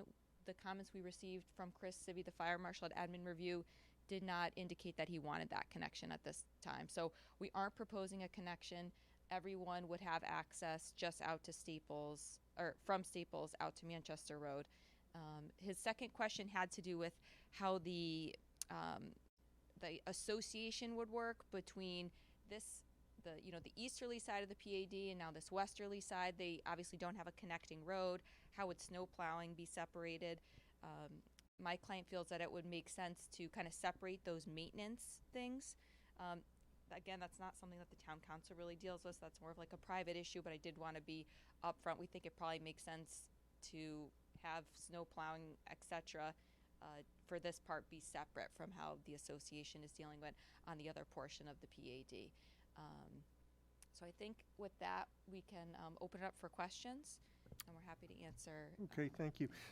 You know what, I want to start with the public first and then have it descend on us at the end. So, hey, Robert, would you see if anybody has signed up? Is anybody out there interested in addressing the council? Come on up. Yeah. You both come up. You can stand behind one another, and we might be out of here before 1 o'clock this morning. Anyone else? Bobby, would you restore it to normal view up there for us? Name and address. My name is James Wagner. I live at 40 Staples Lane, which is the first house in on Staples Lane. Your traffic data may be data, but it doesn't really reflect reality when you try to pull out of Staples Lane. There is a very sharp bend there. People don't stay in their lane when they make that sharp bend, and they usually do it at a higher rate of speed than the posted speed limit. There are numerous times that you really got to hustle or slam on the brakes real quick. The other thing is, okay, if he's going to widen the Staples Lane to 20 feet or whatever, how do I get it into my house? There's going to be construction equipment there. How do I get in? The only access right now I have to my house is Staples Lane from Manchester Road. And I'm just curious as to what's going to happen, how long this whole thing is going to take, where do I park? You know, how much of an inconvenience is this going to be and for how long? And There's no maintenance at all on Staples Lane right now. I mean, it floods when it rains because there's no drainage. Nothing to do with the brook at all, but just the water sitting on the road itself. And I thought this was pre-approved for 2 lots, additional lots in the back, and he's dividing it into 4 now.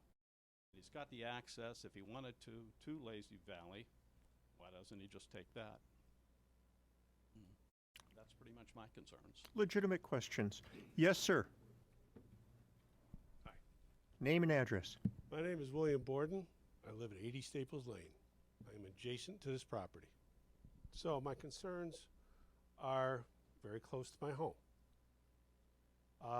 As Jim mentioned, the additional traffic coming out of Staples Road, which is not a driveway, by the way, is a difficult maneuver at best. I don't know who did the traffic study, but they obviously were not trying to pull onto Manchester Road. I've done the maintenance on the road during the winter to plow myself out. And my neighbors absolutely help me with that. But I do have some current concerns on this project. I've made a couple notes here. And we're talking about a zoning change tonight. Does this zoning change include the existing homes on the road? That's my first question. My second question is the topography of the north side of my property as it abuts the road. It's a downward slope. It's a rather extreme slope. Where the proposed road is going in, it would cut into that incline greatly. I need to know what is going to be done to abate the runoff from that hillside. And as Jim mentioned, my hill basically drains onto that road. I need to know what kind of drainage opportunities the development is going to provide for us. I'm concerned at the very end of the road where it abuts the existing Roaring Brook, that material there is loose. It's not safe. People go fishing there. It's not prone to adding 20 feet anywhere. I don't know how he's going to do this, but I'm sure an engineer will figure it out.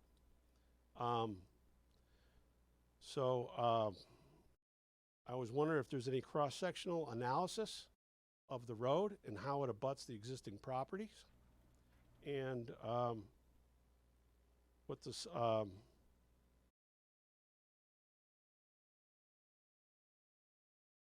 and what the plot plan looks like in comparison to the original plot plan. Has it changed? And I don't know if that information is available, but that's what I'm asking for. Okay. Is that it, sir? Yes, sir. Okay. Is there anybody else who would like to address us?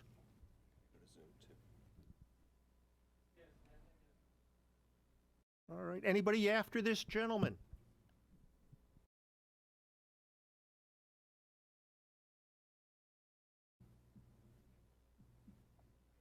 Hi, how are you? Name and address. Yeah, John Pedrick, 105 Eastbury Hill. Can you go back to the picture of the plot plan?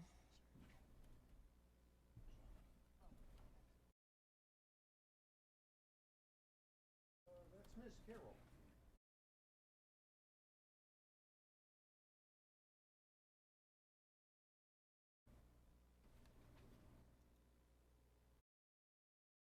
Okay, has any decision been made on the size of these houses? Square footage? Just ask your questions, sir. We're not going to deal with the dialogue. We'll get the answers to your questions. Oh, okay, they're not going to necessarily be answered now? I'm just going to ask them now? Just ask you. Okay. I'm going to answer all those questions. Oh, okay, okay. I'm just going to try and answer all those questions. Okay, good, thank you. Okay, so I'm interested in the size of the houses, where the septics will be located. Will that southern property line actually be surveyed with stakes during the building process? verify that, I think you had mentioned 50 feet setback, verify if that's the case, especially for that old southern one.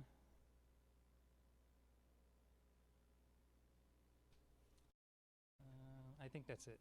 That's all I had questions on. Thank you. Okay, thank you. Anyone else? Anyone else? I do have. Apparently, we have somebody on Zoom. I do have something from, and Bobby, if you would move me back to this screen too, please. A question from Jennifer Googans. She asks, scroll back up here. She is from 74 Forest Lane. How much leeway does the developer have to move the homes from the current proposed location? If, Ms. Googans, if you'd like to speak, just please raise your hand in the Zoom app, and I can bring you in for the rest of it. Otherwise, okay, I'm going to bring you in. Unmute and give us your name and your address, and you can address. Good evening. I'm Jennifer Googans, and I live at 74 Forest Lane. My concern is that the current layout of the homes seems reasonable, far apart. But as we all know, conditions do change.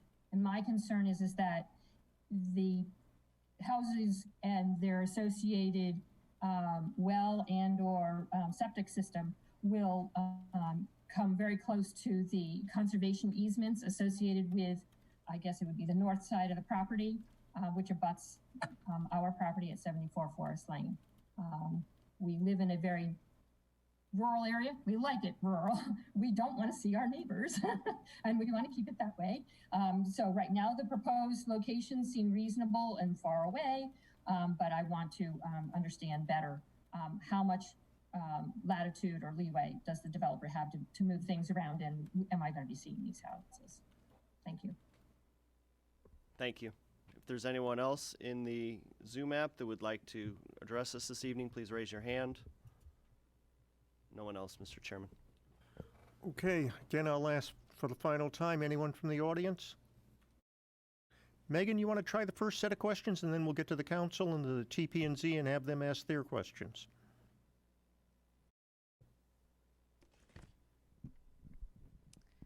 All right, so the first question I'll go over, Mr. Wagner asked from 40 Staples. He talked about the rate of speed. I know that John we haven't done a traffic study yet. That is something that the council and P&Z can ask for as part of the PAD process. We will, no matter what we do, have to go to DOT to get approval for anything that's happening in the right of way. So that's going to be another approval that we need to get as part of this project. So typically what happens is as we're going through the municipal approval process, John is also sharing our plans with DOT to get their comments, because they often have comments that affect other parts of the site plan. So we wouldn't come back to the council without having comments from them. And if the council would want a traffic analysis done or sight line study or something like that, that's definitely something that's within their purview to request us to get as part of our formal application. Okay. Some of the stuff I'm going to have you answer, John. Okay, our zone change does not include the existing homes on Staple Lane. You're only allowed to apply for a zone change if you own the property or have some other legal interest. So we're only applying to change the zone for 120 Staples Lane and not 40 and 80. Those would still stay as they're currently zoned. All right. The square foot of the homes, per the original PAD approval, the square foot of the footprint of the home was limited to 3,200 square feet, so it couldn't be any bigger than that. We do survey the property lines before we do any clearing on the site. That's part of the approval. Typically, that's in the conditions of approval from the Conservation Commission.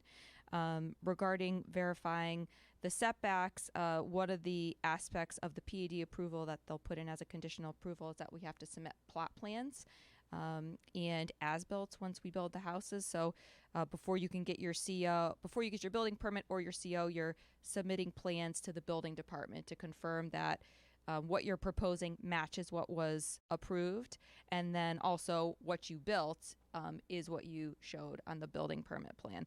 So there's a couple step process within the town internally, some checks and balances on that. Regarding the question from Ms. Guggens about, how close do the houses have to stay? They have to stay where they are. The building official is going to look at our approved plan when we come in with the building permit plans. If there is a change, we would have to come back to the council, and it could either be processed as a minor amendment or a major amendment, which would be the whole public hearing process again. So it depends on the change, but we're not just allowed to change it and go and get a building permit. John, do you think you could come up and talk about, there's some questions about drainage, so maybe you could explain your drainage concepts and what the town requires for keeping stuff on site, water quality, and then maybe we could talk about the driveway construction. Sure. Again, for the record, John Zurich from Megson, Hegel and Friend. As far as the driveway grading and cross sections is concerned, we did at the administrative review, we discussed that with Tom Mako, the environmental planner, and that was something that they were going to be requiring as far as part of our wetland permit, because as you know, we also are constructing the driveway within the upland review area of the wetlands associated with Roaring Brook and Hodges Pond. So all that work requires a wetland permit, and that was a requirement that he asked for at the administrative review, that we provide not only cross sections like you mentioned, but also the plan and profile view of the grade of the driveway as well. So we will be providing that as these plans develop. Right now there is a cut, as you mentioned, on the uphill side. It was a request of the Wetland Commission in the prior meetings in 1999, where they required that we hold the downhill or northerly edge of the roadway that's closest to the wetland, and we extend the width toward the uphill side as much as possible to limit the impacts to the wetland on the opposite side. So there will be a cut on the uphill side. We have the preliminary grading on our plan, and we will have 2-to-1 side slope matching back up, but all that grading occurred before we got to your property line. So all that grading would occur on Reggie's property and not on your property. As far as the drainage was concerned, we also talked about those concepts with Tom, and the proposal would be to sheet the water directly across the driveway and not concentrate it in any one spot, and allow that natural drainage path to happen as it comes down off your property to continue in a northwesterly direction across the driveway, and on the opposite side of the driveway to install a stone swale along that driveway that would allow that water to perk back into the ground before it got toward the wetland areas associated with Roaring and Wintergreen Brook. So those were the concepts that we discussed with Tom at the administrative review level, and we'll be developing those concepts as we go forward with the design plans, and you will be able to see what the cross sections and plan and profiles look like as we go further through the public hearing process and develop the plans. Again, same thing with the driveway and sightlines. I know it was a concern back then. It was discussed, and we would obviously look at all that over again. And as Megan said, we would be required to get a DOT encroachment permit for construction of our driveway access out to Manchester Road, so that would be looked at by DOT as well. As far as the construction, obviously he'll be widening the road and installing a roadway base and new pavement for the driveway. He'll have to match that in, and we'll have to prepare plans that show how that pavement would match to your existing driveways that connect to the existing roadway. So that will be detailed out in the plans and show how we're going to connect to your driveways. As far as the inconvenience, obviously there will be construction that will occur for a period of time as he's removing what's there, installing a good base and paving. That will have to be worked out, and we'll have to work that schedule out with you and figure out how we're going to do that. It will be a 20-foot width, so he'll be able to work in half the right of way and be able to allow you to pass in the other half, and then he can move to the other side and do the other side. So, but there will be times, and it'll be hopefully short periods of time where they're making the connections to your driveway, where he will have to work in your driveway to make that happen.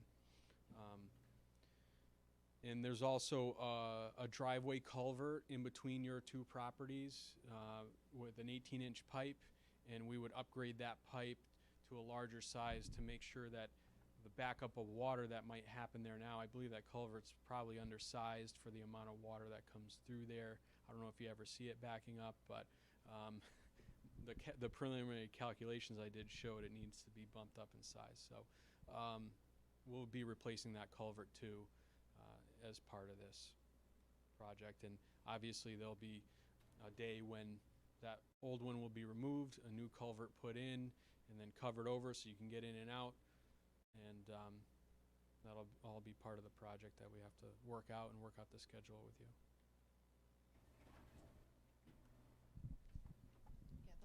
The last thing, and John, I don't know if you want to stay. The last thing I wanted to talk about, there was discussion about an original plot plan that showed 2 lots.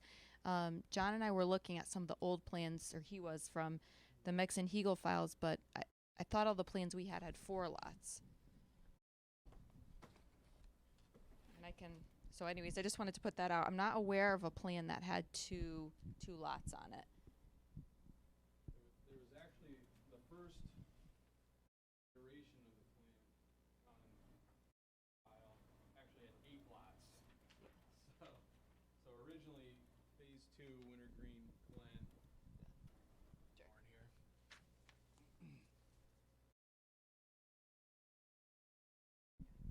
This was the original phase 2 for the Guggen's property, and it showed Staples connecting all the way through to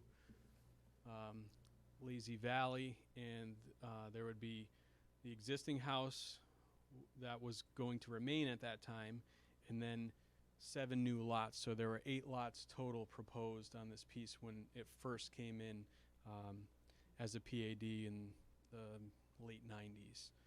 And throughout the process, I believe the joint informal discussed density, and even though this was less than 1 unit per acre, the commission felt it was too dense, and it was reduced down, and from there on it progressed with 4 lots. So I never saw any 2-lot proposal. It went from 8 lots down to 4 lots. Okay, does that answer, Megan? I think I tried to hit most of those questions. All right, well then let's begin. Chip Beckett. Megan, just 2 questions. Sure. First, why is this a PAD instead of just a subdivision? Sure. So we're continuing with the. Sorry, John. We're continuing with the PAD. We said in phase 1 and phase 2 that we were going to develop these 2 areas, the Vance parcel and the Guggen's parcel, reserve the development rights. It's in the common interest ownership community document that we'd be adding units.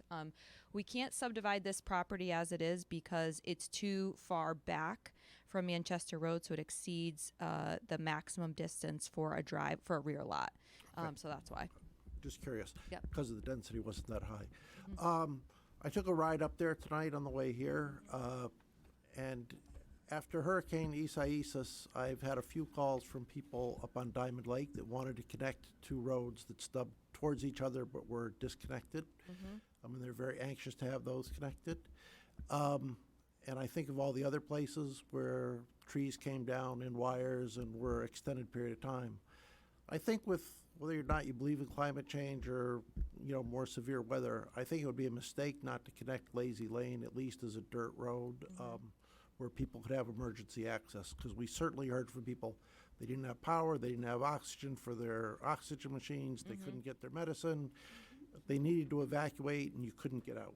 So I think it would be a mistake to not connect those in some fashion for those every 10-year events. Yeah, and we've done it with some other projects where you do, you put like a gravel base down and eventually the grass kind of goes through. Maybe you put some bollards so that people aren't driving through with their cars, but then if any ambulance or a fire truck or something needs to get through, it can. So we've done that on other projects. For a storm, right. Robert? Thank you. Megan, can you give us an idea of timeframes? I know we're not going to hold you to it, but Yeah. I know that was a question that was asked. So how long do you think it'll take you to get through all of the meetings? And then once, if you're on your way, how long for construction of the road? How long to, you know? So typically with zoning applications, it's been taking me, it ends up being like a month per meeting. So we're probably looking at 9 or 10 months before I have an approval. And then I would say from there, the first thing that would the road, you think, be the first phase of it, John? Right, you need to provide the access. So we'd have to do the access first, and then build out the lots. And I obviously could refine that as we go further in the process. Definitely there's going to need to be some coordination with the neighbors and sequencing.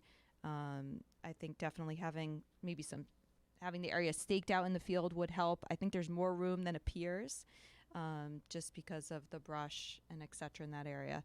But yeah, that would be my estimate for permitting, and then construction. I can, add some more detail to that as we move along. Great, thank you. And can you point out, Mr. Petrick asked where the wells and the septics were. Sure. Can you point that out? Yes. John, Bobby, can we go back to the site plan, please?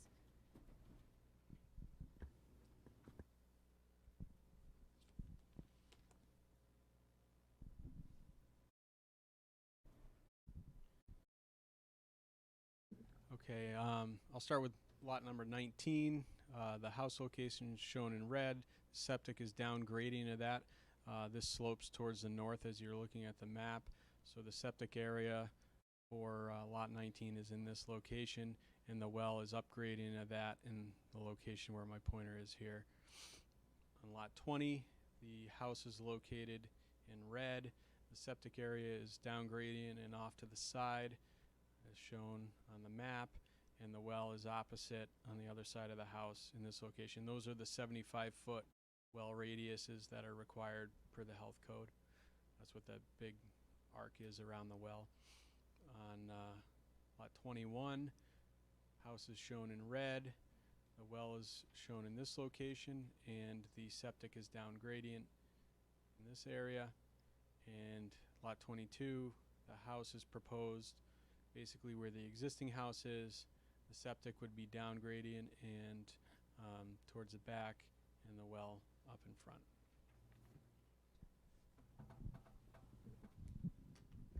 Great, thank you. I also, I don't know about my colleagues, but I would definitely want a traffic study. Sight lines too. Absolutely. I know just, I have not been on Staples Lane. If you see somebody with a license plate that says Bob Z, that's me. I may come and check it out. I'm not trying to see if your cars are unlocked. But I do know pulling out of Quarry Road is not really a fun adventure. So I can imagine getting even more around the corner. The folks pulling in and out of Staples Lane, it's going to be challenging. So I would definitely want to see hard traffic facts. Your sense of humor has not changed. It is still right on, sir. I learned it by watching you. Oh.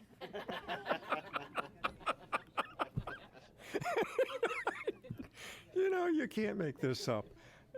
Who is a Kurt, yes, get us back to normal. I don't know what was better, that comment or the guy that said you were a mastery the other night. Ms. Hope, my first question is Staples Lane. Is it a private road, a driveway? It's a private road, but I don't. It has the private road sign on it. but I don't think the town maintains it at all. Yeah. So So private, who no actually town owns maintenance. it? We own it. Reggie Jakes owns that. So Okay. his lot goes all the way, it's that back square, and then he owns it all the way out to Manchester Road. The two other houses have right-of-ways over that to Right. get access to their lots. And on page 2 of your handout, the green area and the Staples area, was all this land purchased at the same time? No, I believe, and it's not going backwards right now, but no, the Vance property I believe was purchased in 1995. Or around 1995. I believe phase 1 was purchased, and then the other two, phase 2 and phase 3, were purchased close to around the same time, I believe around 1995. So 2 and 3? Correct, were purchased mid-nineties. at the same time, yeah. Okay. Does your applicant own the dam? He does not own the DN. The Consket Land Trust owns that parcel. Has he ever owned the dam? Yes, he owned the dam. They sold it in 2016. Because I've watched that thing deteriorate over the years, and I don't think it collapsed. I think it was because of a lack of maintenance from your applicant that has some historical significance in East Glastonbury, and I was hoping to make it a part of the condition of approval, but if it's not in your purview, Yeah, we don't own it anymore. thank you. Is anyone else? Yes, sir. Grab a mic. No, a microphone. No, but we need you for the record.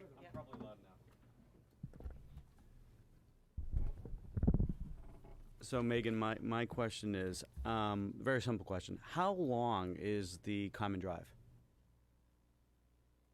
Yeah, we'll have John answer.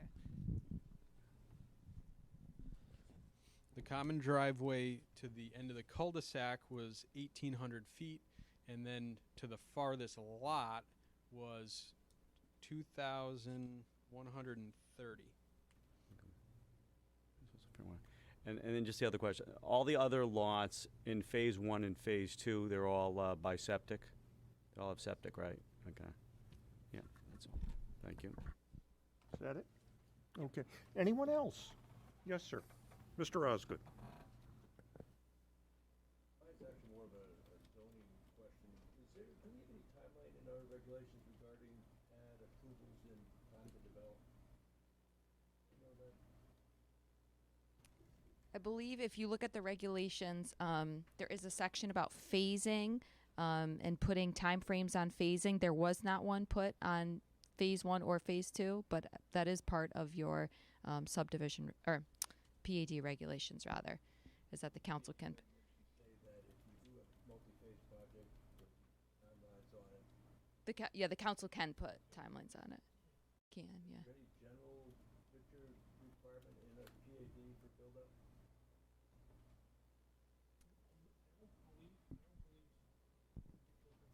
That'd be interesting to know that.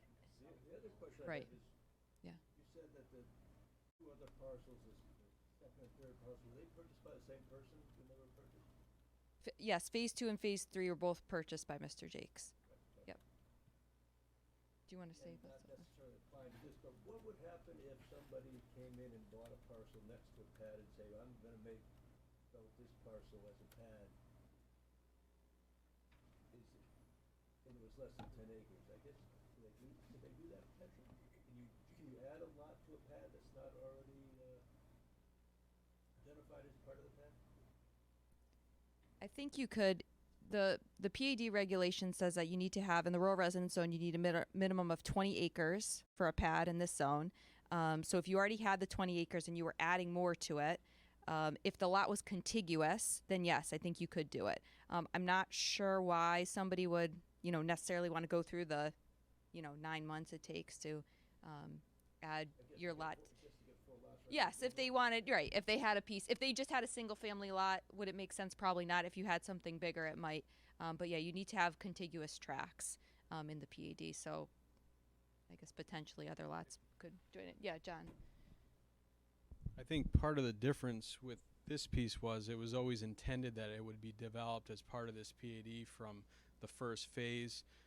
It was shown as development rights reserved as on the original concept plan, and we read through the minutes where they actually discussed this particular property in being developed as part of a future phase of the PAD. So I think that's why this is a little bit different than just another piece adjacent to. Thank you. Is there anybody else who has got a question? Yes, Lillian. I know that you you mentioned it and went into some detail, but I wanted to know if you could just refresh and give more detail on what the word coming to mind is covenant, but what restrictions or conditions existed within the PAD that were specific to the existing PAD? So originally, and I had to dig deep in the Office of Community Development, but originally the Gerdenbach, the attorney who represented his family in the original approval, proposed basically to take all the covenants and restrictions in the common interest ownership community and put that into the PAD regulation. There was some pushback from staff. They didn't want to be enforcing that whole document. It's like 40 pages or something like that. So what they did is they took, they extracted certain portions of that and attached that to the original approval. That book is part of the PAD file upstairs in the Office of Community Development. Let me just see if I can switch to it. But it had to do with if you had a chimney, it needed to be either brick or stucco. You had to have certain types of siding, pitched roofs, no flat roofs. You could have one accessory apartment on site, but it had to be for a domestic, it said. I'm trying to think. There's a design review committee. So once your plans are proposed, they have to go to the design committee before they're built. So those are the types of covenants. They had a lot to do with the design stuff. That's what town staff had pared it down to, because that was something that the zoning official or building official could have enforced when the plans came in for building permits. Now, in the case, just because you mentioned it with the accessory units, I know with the law change, is that something that's going to need to be addressed for the whole PAD, or how will that affect, going forward in this process? First, I don't know if there are any accessory apartments in phase 1 and phase 2. I can check on that. It was part of the approval. When I was looking at this document, which is quite old, I was thinking, would we want to update it or anything like that to kind of go in line with what's happening with some of these regulations with accessory apartments. So I don't know how, I don't, because we're going into the PAD and this is already part of it, I think we would have to sort of go under that framework that's already there.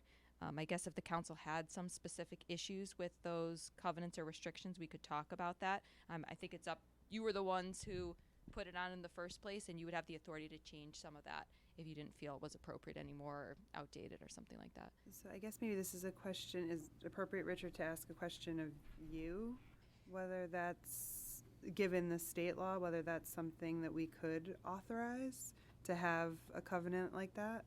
Yeah, so there's a covenant in that original phase 1 that allows for accessory apartments. I believe it says they have to be 800 square feet, and they had to be attached somehow to the house, which is, I don't know if it's, I don't know if it's that inconsistent with the reg. That's something we could look at, though. My main question was the mention that it was for domestic help specifically. We could whether that was something we could actually, as a council, do we have involvement in that?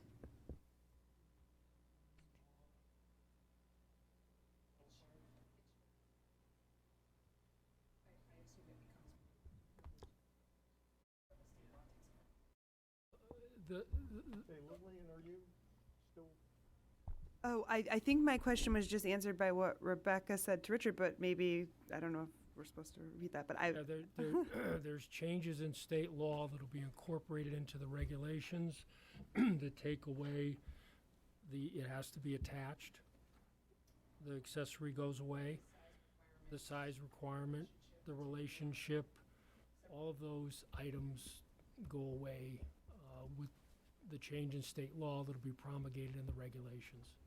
So that isn't anything we need to be concerned of, that will automatically Think so, scrub? no. Thank you. Right, is Mr. Nyland? You know that we've had our issues with uranium in town, and I'm wondering if you've done any testing for that prior to even thinking of going forward, and if you haven't, would you do that? Because the last thing I think you want to do is wind up in an area with an extremely high uranium level and have to run into. It's a valid question. John, have we done any testing there? And could we do that, do you think? We can. Okay. Okay, so how would we test that if we wanted to? There's no way to test it before you dig the well? Okay. Okay, that's another option, because we do have some, especially lots 10 and 11 are pretty close, so we could check with them. That's an option. I can look into seeing if there's some data we can look at to see if there's something in those results. Is there anybody else? Mr. Witt. Mr. Witt.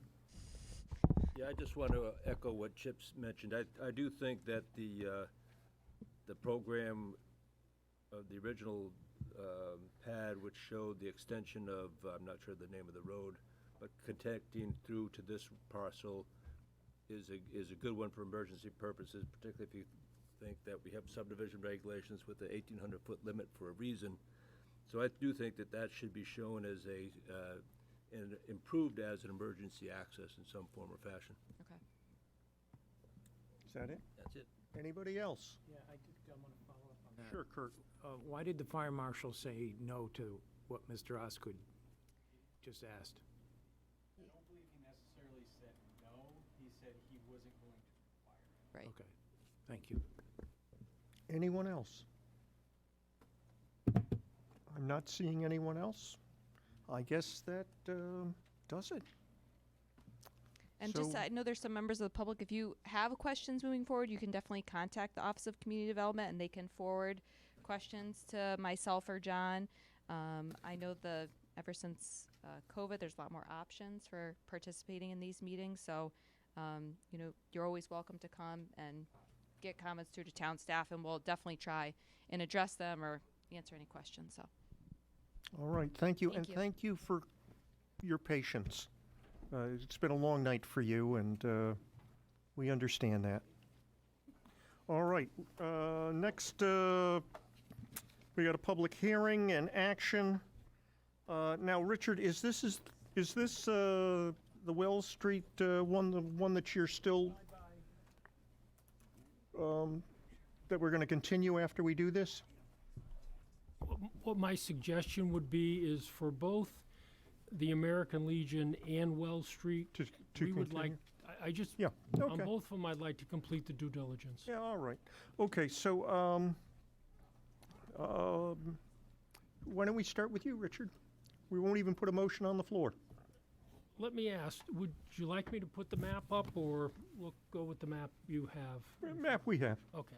All right, so as was mentioned at your last meeting, this is a proposal for the town to purchase a little over 10 acres of land located off Wells Street, on the north side of Wells Street, across from the Riverfront Community Center and the Riverfront Park. It's proposed for funding per the Reserve for Land Acquisition and Preservation. The purchase price is $1.75 million. As Mr. Galata just mentioned, we are going through the due diligence process, which is typically a boundary survey and environmental analysis. There is 30 days from the date the document, the purchase and sale was signed, for the church to complete its canonical approvals, which is underway. 5 years from closing, uses are limited to commercial but not medical, recreational, municipal facilities, open space, and agriculture. After those 5 years, there are no restrictions. There are council public hearings and action up till September 17th. So if you continue tonight, the public hearing would be continued to September 14th. And provided all is in order, the closing would be by October 18th. Now, related to this is a license agreement, not subject to public hearing, but subject to council action. likely at your September 14th meeting, which establishes current and proposed parking at the church as a public parking area. Initial 10-year term with the ability to extend for 4 10-year extensions in the extreme out 50 years. There is a pro rata payment to the town, a repayment to the town, should the lease be terminated or the license or the church sell the property. The license is subject to town council approval, and care and maintenance of the parking lot or lots is shared 50-50 for repaving and maintenance. Should the agreement or license be terminated by the church, then town costs are reimbursed on a 20-year straight line depreciation. So if it were to be $100,000, it would be reduced in repayment by $5,000 each year over 20 years, as an example. So that's the proposal for Well Street. Okay, thank you. It is a public hearing. Is there anybody on the public or Zoom who would like to comment? Alex, this is your opportunity. If there's anyone in Zoom that would like to comment on this, please raise your hand in the Zoom app. Sean, this is your opportunity to raise your hand on Zoom. No one, Mr. Chairman. Sean, you missed a golden opportunity. Is there anybody on the council who's got questions or comments? Yes, Mary. Just a comment, because I've seen people thinking that the parking was that we were paving over the 10-acre part. That is not what we are doing. When we talk about parking, we're talking about the parking behind the church. Thank you for that clarification. Is there anybody else? If not, Richard, do we need a motion to continue this? No, just note that you are going to continue to the public hearing. And that's all we need to do? Of September. So folks, all in agreement that we're going to continue it? Don't see anybody disagreeing. Let's move on to the next public hearing. Again, we won't put a motion on the floor. Richard, do you want to share with us what's going on? Sure. Also, as discussed at your last meeting, this is a proposal for town purchase of the building and parking area at 1361 Main Street, commonly referred to as the American Legion facility, and also until just about a year or two ago, the Connecticut Hollenbrook Audubon Center was located at this facility. As shown on the map, it's located immediately between Main Street and Earl Park and serves as a primary access point and parking area to support the park, and has since the park was purchased by the town back in 1980. It's a 1.18 acre site with a 5,000 square foot building. Purchase price is $195,000. I had talked to you at your last meeting about funding this through the general fund. I know the Board of Finance had raised some questions on the Reserve for Land Acquisition and Preservation previously, and that, I think, prompted my suggestion to you. I did review this with the board last Wednesday, and they supported use of the Reserve for Land Acquisition and Preservation in lieu of the general fund. So that was the recommendation back to you. Boundary survey and environmental analysis, and we have evaluated the building. There's a couple of items we want to take a look at. The American Legion meets there on a monthly basis. They would be able to continue to do that for 3 years. And as I mentioned at the last meeting, the front room of the building closest to Main Street is their museum, where they have a lot of memorabilia displayed, and they would continue to use that for 3 years. After 3 years, it's subject to town council approval, and you could approve that on a year-by-year basis if you're so inclined. I think ultimately the American Legion will look to relocate with other veteran groups in town.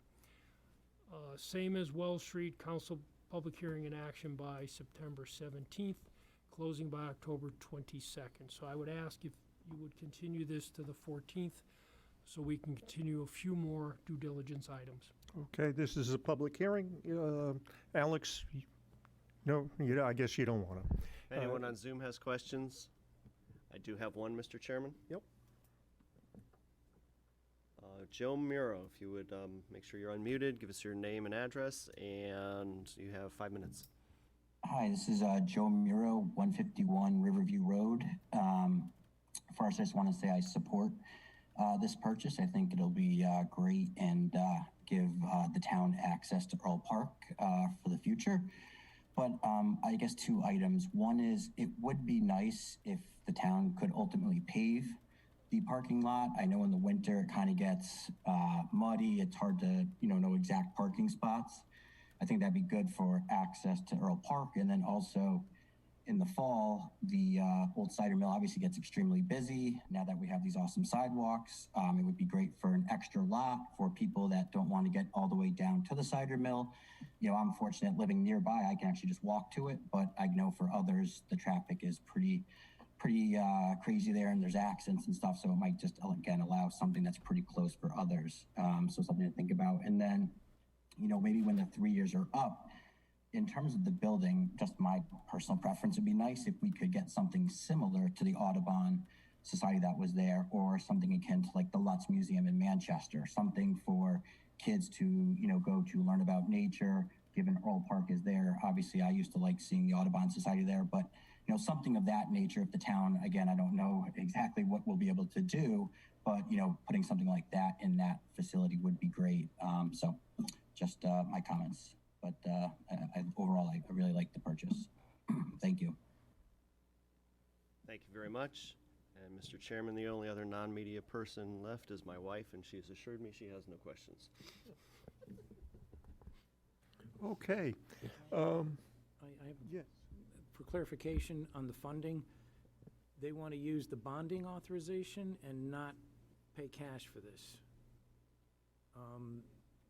Do we have to follow their recommendation? They, in their recommendation, they specifically indicated the reserve. And so the way it works is outside of a favorable funding report, Kurt, the answer is yes. I'm confused now. Well, let me, Yeah. what you, absent a favorable funding report, I think what Mr. Kavanaugh's asking is, could you use the general fund in lieu of the reserve? Right. Because the board did not give a favorable recommendation to use of the general fund, the answer, the other way of saying is the answer is no, you need to, and I was saying yes, you need to use the reserve. No, you can't go to the general fund, absent their report. Okay, so there's a yes and a no, whichever way you want. I hope that, Yeah. I hope that answers. Like mud. Yeah. Yes. Does that do it, Kurt? Yeah. Sorry. That's okay. Anybody else? All right. We're all in agreement that we're going to continue this. Nobody's objecting. All right. Let's move on to the next item of business, which is discussion and possible action regarding marijuana. We actually have a motion on this. Does somebody want to put the motion on the floor? Ms. Carroll? Sure. Be it resolved, the Glastonbury Town Council hereby refers to the Town Plan and Zoning Commission proposed amendment to the building zone regulations, adding section 3.27 to establish a moratorium per Public Act 21-1, June 2021 special session entitled Responsible and Equitable Regulation of Adult Use Cannabis Act, and schedules a special meeting and public hearing for 8 p.m. on Wednesday, August 11th, 2021, or Thursday, August 12th, 2021, to consider the proposed amendment as described in a report by the town manager dated July 23rd, 2021. Second? I'll second it for discussion purposes. Okay, so we've had a motion and a second. Let's begin to, well, Richard, do you want to brief us on what this all means? Sure, as was just mentioned, there was a Public Act 21-1 that was enacted during the special session known as the Cannabis Act, and it provides for various establishments, whether they're producers, retailers, dispensaries, et cetera, under a variety of different headings, but generally establishments that are permitted per town zoning regulations, or if you so choose, can simply be banned from a community and indicate that such facilities are not permitted in the community.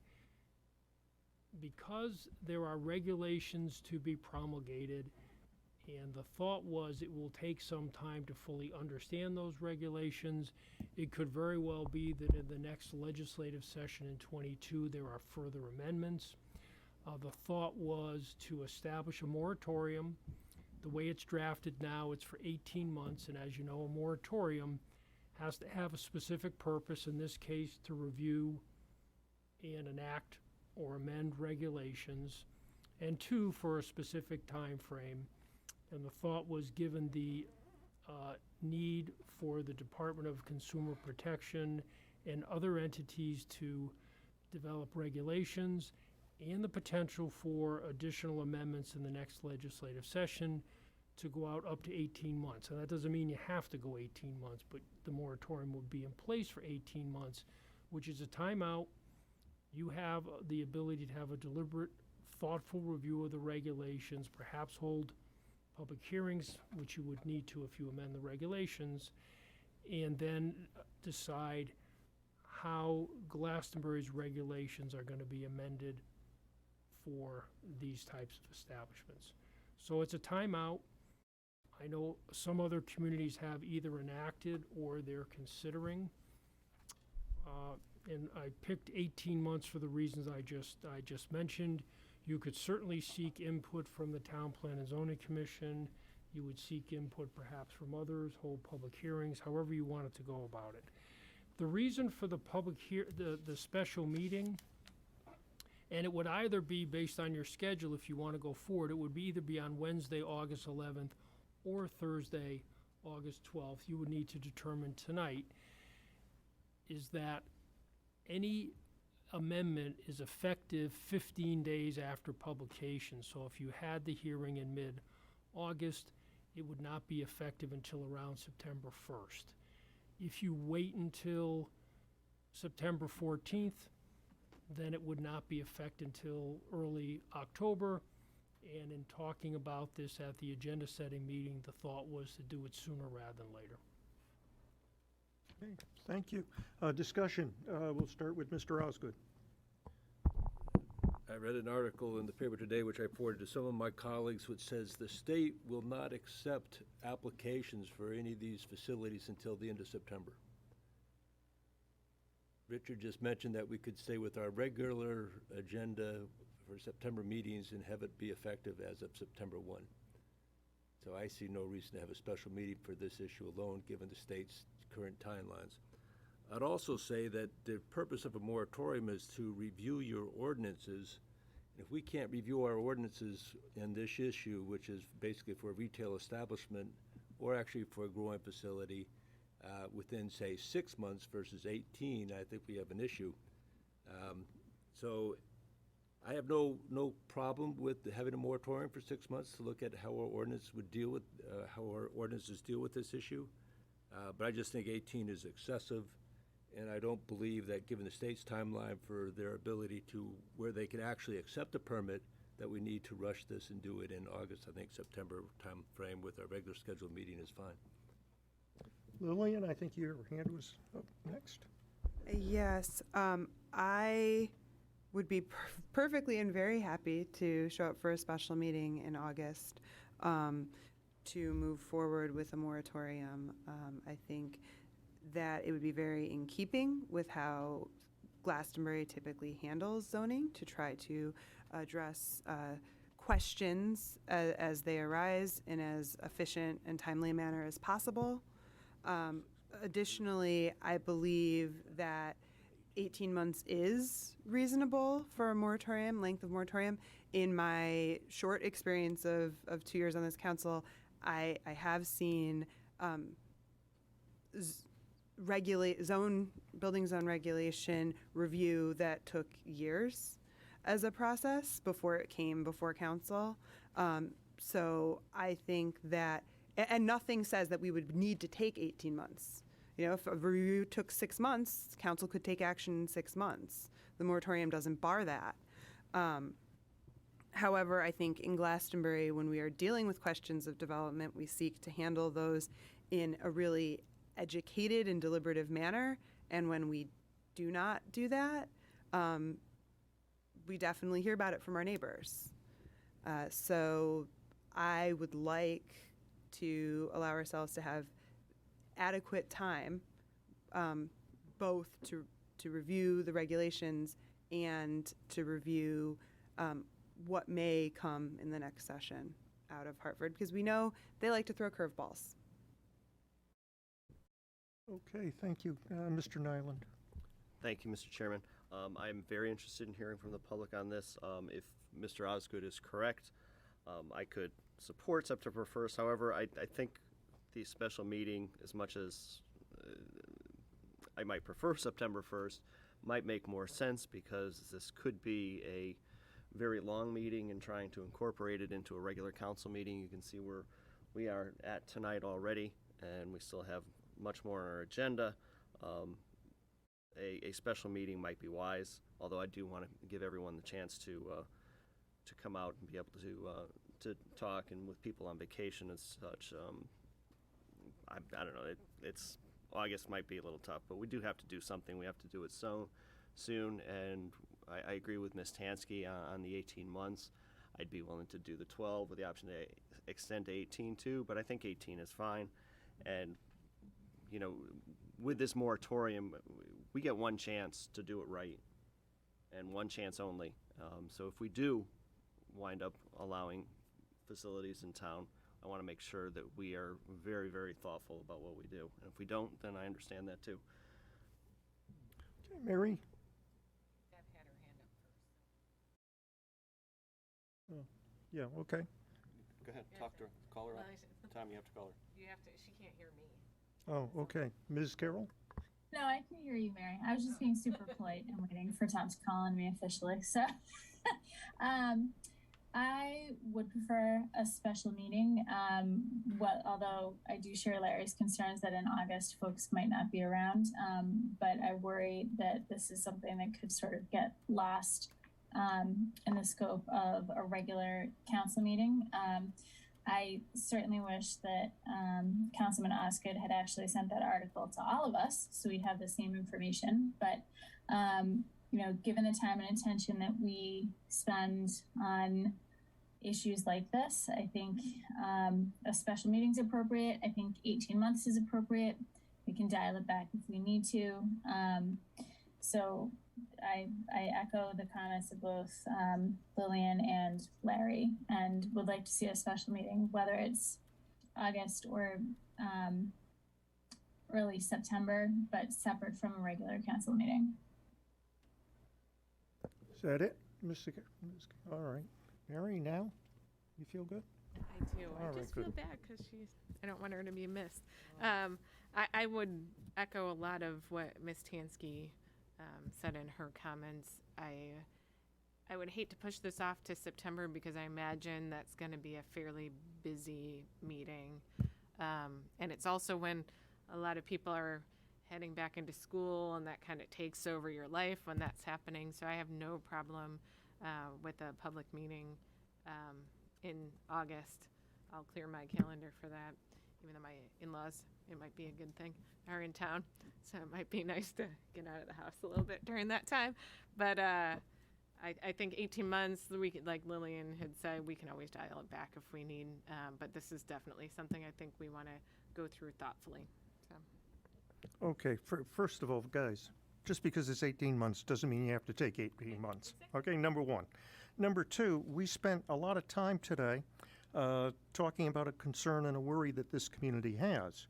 And it might very well be that the police chief and the town manager would be ready with some recommendations. So I think a mid-August meeting makes a heck of a lot of sense. Mr. Jake. Yeah, sorry you didn't see me, Tom. I was just going to agree. For personal reasons, the closer into September we get, the more likely I'll be in a hospital with my wife. So I am very much in favor of an August meeting. I think that there's no reason not to do it then. I also agree very much with Councilwoman Tansky, having served on TPZ. It can take a lot of time to review these, so I don't think that asking for 18 months is a long time. And like everyone has mentioned, we can do it sooner. I will just know, I'm not thrilled about the idea of cannabis coming to Glastonbury. I just want to take a moment to note that.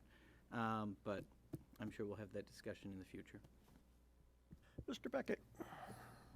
I just think we need to get this right. I'm glad the state provided guidance for September 21st, but state guidance often changes, so I think we ought to preclude any applications coming to us. So if we had a special meeting in August, that settles that, and we would have 18 months or whatever less time we need to decide what we wanted to do, and also accommodate state legislature changes next winter. So the other comment I would make is we could cancel the August 4th meeting and conduct whatever business we had for August 4th on the special meeting night, if people are worried about too many nights out. Is there anyone else? Dr. Beckett has suggested that we look to cancel the August 4th meeting. August 3rd meeting? Yeah, pretty good eyes, huh? I see you had 3 fingers up. Yeah. All right, so let's do this. Let's say yes or no on this motion that we have in front of us in a second, and then Chip, you could throw the second proposal on the floor. How's that? Is that okay? The date before we, For, because it's one of 2 on there right now. all right, so what are we looking at? I'm sorry, speak it. Thursday the 12th? Is there any way possible we could do the 11th? Yeah. The Oh, 12th is just my speak to your 15th colleague. anniversary, All right, if well, I we didn't- may. We don't want to step on that. He could always come. Well, You could order a pizza in for all of us. Well, no, you know. if people have other conflicts, I can, but Kurt, you okay with it? Yeah, if Mr. McChesney can have a baby, you can miss your anniversary. Yeah, I'm fine with the 11th. Okay. Ms. Carroll, are you cool with the 11th? All right. So it's the 11th. All those in favor say aye. Aye. Any opposed? I see no opposed. Chip, you want to talk about that earlier meeting? I would move that we cancel the August 3rd meeting and just move that agenda to also the special meeting on August 11th. Okay. Is there a second? Second. Okay. Any discussion? All those in favor say aye. Lillian? I just had a question of, do we have any sizable things on the horizon, Richard, for that meeting? For the August 11th meeting? For the 3rd? No, but if you go forward with the August 11th meeting, we might have some recommendations on the matter you talked about in public comment session. We could. I don't think there's anything else looming right now. But that's subject to change. But not right now, no. Okay, thank you. Yeah, my concern was just avoiding what we were talking about earlier about having too many things smashed in. Thank you. Richard, you're very yes and no this evening, just, for the record here. Ms. Carroll, you've got a question? No. Okay, you're wrong, Mr. Nyland. Okay, so, all those in favor of a meeting when? August the 11th. Please say aye. Aye. Any opposed? Okay, that carries. Down to the next item of business, discussion and possible action concerning a proposed new village district zone. Mr. Kavanaugh? Thank you, Mr. Chairman. As you all know, the chairman and I have been very interested in having this proposal come to a quick conclusion, hopefully a positive and affirmative conclusion. And Mr. Johnson, I understand you may have a motion in that effect? The motion would be, because this is a change to the building zone regulations. I know you've referred it to TP&Z, but it's only on a preliminary basis. So you can amend the building zone regulations for a village district, but I wasn't certain what step you wanted to take tonight, because to me, the first step would be to refer it to the Town Plan and Zoning Commission. That would be the first step. And they have, I think it's 35 days to get back to you. And you would need to hold a public hearing on a regulation. So there would have to be a regulation developed in order for you to have a public hearing to amend the building zone regulations. Well, we've already referred it to planning and zoning. They asked for clarification. We sent them another letter. So I think the referral is already satisfied. And- Okay, it was just, I was just reading it, Mr. Kavanaugh, and it said for a preliminary report and recommendation. And that just got my attention a little bit. And if you took, say you took action tonight to schedule a public hearing, we need to have a regulation for you to consider at a public hearing, because what you're gonna be asked is, what is the specific amendment to the building zone regulations? And we don't have one right now. Does that make sense? My understanding of the statute is that the council can do this with a simple referral, which we gave to TP&Z, and I think they tiptoed through it. I think it's been satisfied. Okay, what I'm saying is that if you indicate that you don't want to refer to TP&Z again, but what I'm saying is I don't know that there is a regulation drafted. That's what I'm saying, Mr. Kavanaugh? Mm-hmm. There is the statute, 82J, that describe what a village district is. I just want to make certain that what is the specific amendment to the building zone regulations? Is there wording for it? Are we going to replicate how the statute reads? Because as you know, when you consider an amendment, there's language. There's an actual amendment. So I hear you suggesting, Richard, that we pass a motion that directs you to work with the town attorney to develop a regulation that would go to public hearing, because I would agree with Mr. Kavanaugh. It was sent off to TP&Z. I had a discussion with the chair of TP&Z, who tells me that they did consider it, that they did not take a vote, but they decided to send it back to us. So to me, that's you made a decision by sending it back to us. Mr. Osgood. They specifically asked us to provide greater definition of exactly what it was we were talking about for a village district. We just had a discussion about providing a moratorium to change our building ordinances, which we said we couldn't possibly do without due diligence and time. And now you're telling us you want to do this on our own without even going to TP&Z. Oh, we I did just go can't to. believe it. We did not go to TP&Z. We asked them for comments on the concept.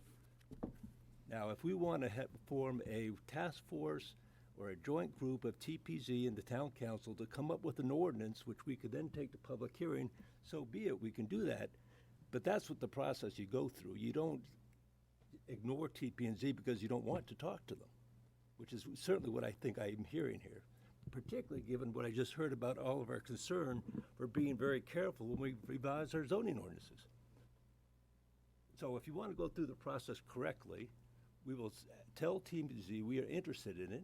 We can tell them we would like to consider something like a town that already has one, and we'd like to work with you to see how it would work for Glastonbury. And I think you need to assume that that's going to take at least 9 to 12 months to get to where we would think it acceptable to take the public hearing and to pass as a zoning regulation for the entire downtown business district. And to think otherwise, I think, is completely contrary to the comments that were just made 15 minutes ago. Ms. Tansky.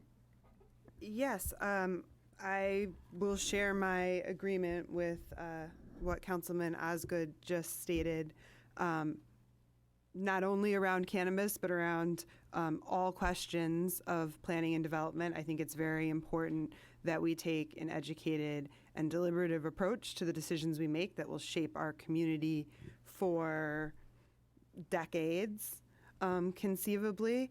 And I do not think it would be appropriate to push ahead on a village district when, and I'm just, reading from the memo regarding TPZ's July 6th meeting, which is that TPC did not decide to vote on either design guidelines or a village district, but did unanimously pass a motion recommending an establishment of a joint TPZ and town council committee to address revisions to the building zone regulations and the plan of conservation and development in light of the many questions that our council has been looking at and that are swirling around. I feel very strongly that that ought to be the first step before we are making decisions that set in stone and determine the shape of the center of our town for decades. I also, and I know I have said it before and I'll say it again, I would like us to urge all of us to proceed with caution in regards Village District. We had one commenter, Attorney Brantz, who is very well educated, obviously, in land use issues and a longstanding member of town and a longstanding public servant. But he looked upon the establishment of a village district as opposed to historic districts as a positive because it would not require a referendum of the residents and it would not require a resident-led commission. I heard that and I think that's a negative. It's a downside. You're saying people will not have a voice in the determination of how they can use and develop and improve their properties. And as I've stated before, I'm not convinced that a village district applies to the area that we're talking about, given that the state statute exists to preserve a distinctive landscape and historic structures and combination of uses in a given area. And I don't know that we meet that the area that we have in question is one that we want so much to preserve as we want to control its ongoing development, which I think design guidelines would be more appropriate for. Mr. Beckett? I would agree with my colleagues, only that the state statute, I think, is quite general, and I think in our due diligence, before we even present something to the public for a public hearing, we need to know exactly what the implications for Glastonbury are with great specificity, and I don't think that exists at this point. So whether we design it ourselves, whether we do a joint group with TP and Z, it doesn't matter. I mean, you, Mr. Chairman, you and Mr. Kavanaugh could draft the ordinance as you wish for us to evaluate, but I think we need something specific to Glastonbury about how we would implement it and what we would implement. Anyone else? Mr. Nyland? In a couple of the comments that were made, when we did talk about 18 months or 12 months, we also said that we had the ability to move that back as we need to. I don't want to ram anything through, but in our conversations before, we also talked about doing it in less time than the 12 to 18 months. So I want that to be clear. I also want to say that there is no way that I'm interested in ramming this through without any kind of public comment, and we would have public hearings. I mean, we do a lot of things with public hearings versus a referendum. I don't know that it's a referendum item. I would be interested in having a ordinance in front of me that I can look at before we go to a public hearing, though. Okay. Anyone else? Mr. Jake? Yeah. I'm uncomfortable because we don't have an ordinance. I was a little confused about that fact. At the end of the day, I understand the desire to move forward. I want to protect this area of town as well. But I think that just from my perspective as an attorney, what you do needs to hold up to scrutiny. So we need to make sure we're following the process that's laid out, that we're doing everything within the confines of the process that we're supposed to follow. And I do want to echo comments that I think at the very least we need to have before us what the statute is or the regulation is that we're looking to promulgate and put forward. I don't have an objection to whoever we're going to work with to do that, but I do think that we need to have that to push this forward. So I think that's the prudent way to go. Mr. Nyland? Yeah, and let me be clear, I am very much in favor of doing a village, doing this because it's important to protect the character, the New England charm that we have downtown, and people constantly, one of the things that they constantly talk about is the way that our town is changing and how we need to protect that. That's something that I think our residents want, and I think we have to do that before things get out of hand any further. Well, we can procrastinate as long as we wish, I guess. Mr. Osgood. Richard, where do we stand? I know I saw something recently about potentially hiring somebody to do design standards. Where do we stand on that? Yeah, the design guideline request for qualifications is in progress. I attached to my report a summary, and I would expect that we would be holding interviews in early to mid-September to select someone, and I had asked if the council wanted to, which I know you do, appoint a designee to the selection committee, and I would expect TP&Z would do the same. So that's where you are with that. And just recall that when you have an amendment to the building zone regulations, you have to have an amendment specific of what you're going to do. You have to send notice to owners of property within 500 feet, and you have to have at least a public hearing. So you need to go through all those steps. But in terms of the design guidelines, I would expect the interviews probably in the first, maybe the second or third week of September. It strikes me that some of my colleagues are trying to put the cart before the horse, and the village district is basically a design guideline for a certain area of the downtown district, which is exactly what we're talking about, spending money to hire a guy to help us, or woman I should add, to help us develop. Why don't we figure out what it is we want to do with the aid of this consultant before even talking about putting together an ordinance which is going to come before a public hearing? You may very well see the horse out of the barn by the time you come up with something, and I think that is of enormous concern to both Mr. Kavanaugh and myself. Having lived in the town for 36 years, I presume that was a response to my comment. I can tell you that the horse, if it was let out of the barn, was let out of the barn 50 years ago, and given the lack of sites for development, there's not a heck of a lot that we're going to see that we don't control already with our proposed acquisition. But given that, again, it really gets back to a procedural issue of how do you go about changing your building zoning ordinances, and it's a time-consuming, deliberative process, which is what we have to pursue if we want to go the way you're pursuing. And again, it may make perfect sense, but we need to do it deliberatively. And the discussion tonight, as it started out, was not what I would call a deliberative process. Well, Mr. Chairman? Yes, sir. Oh. Ms. Carroll? Yes. Thank you. I wholeheartedly support the village district concept. I think it's completely appropriate. And I also think it will be appropriate for us to follow protocol and have an ordinance in front of us. So I have a comment and a question. I'm under the impression that the village district and the design guidelines are separate entities and two different processes. And there is an imperative to move along as quickly as we are able to while following protocol on the village district.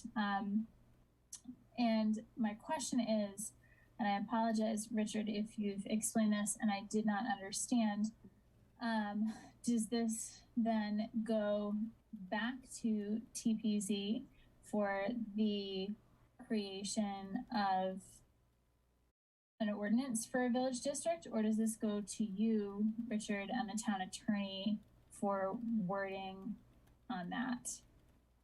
That's what I need clarity on.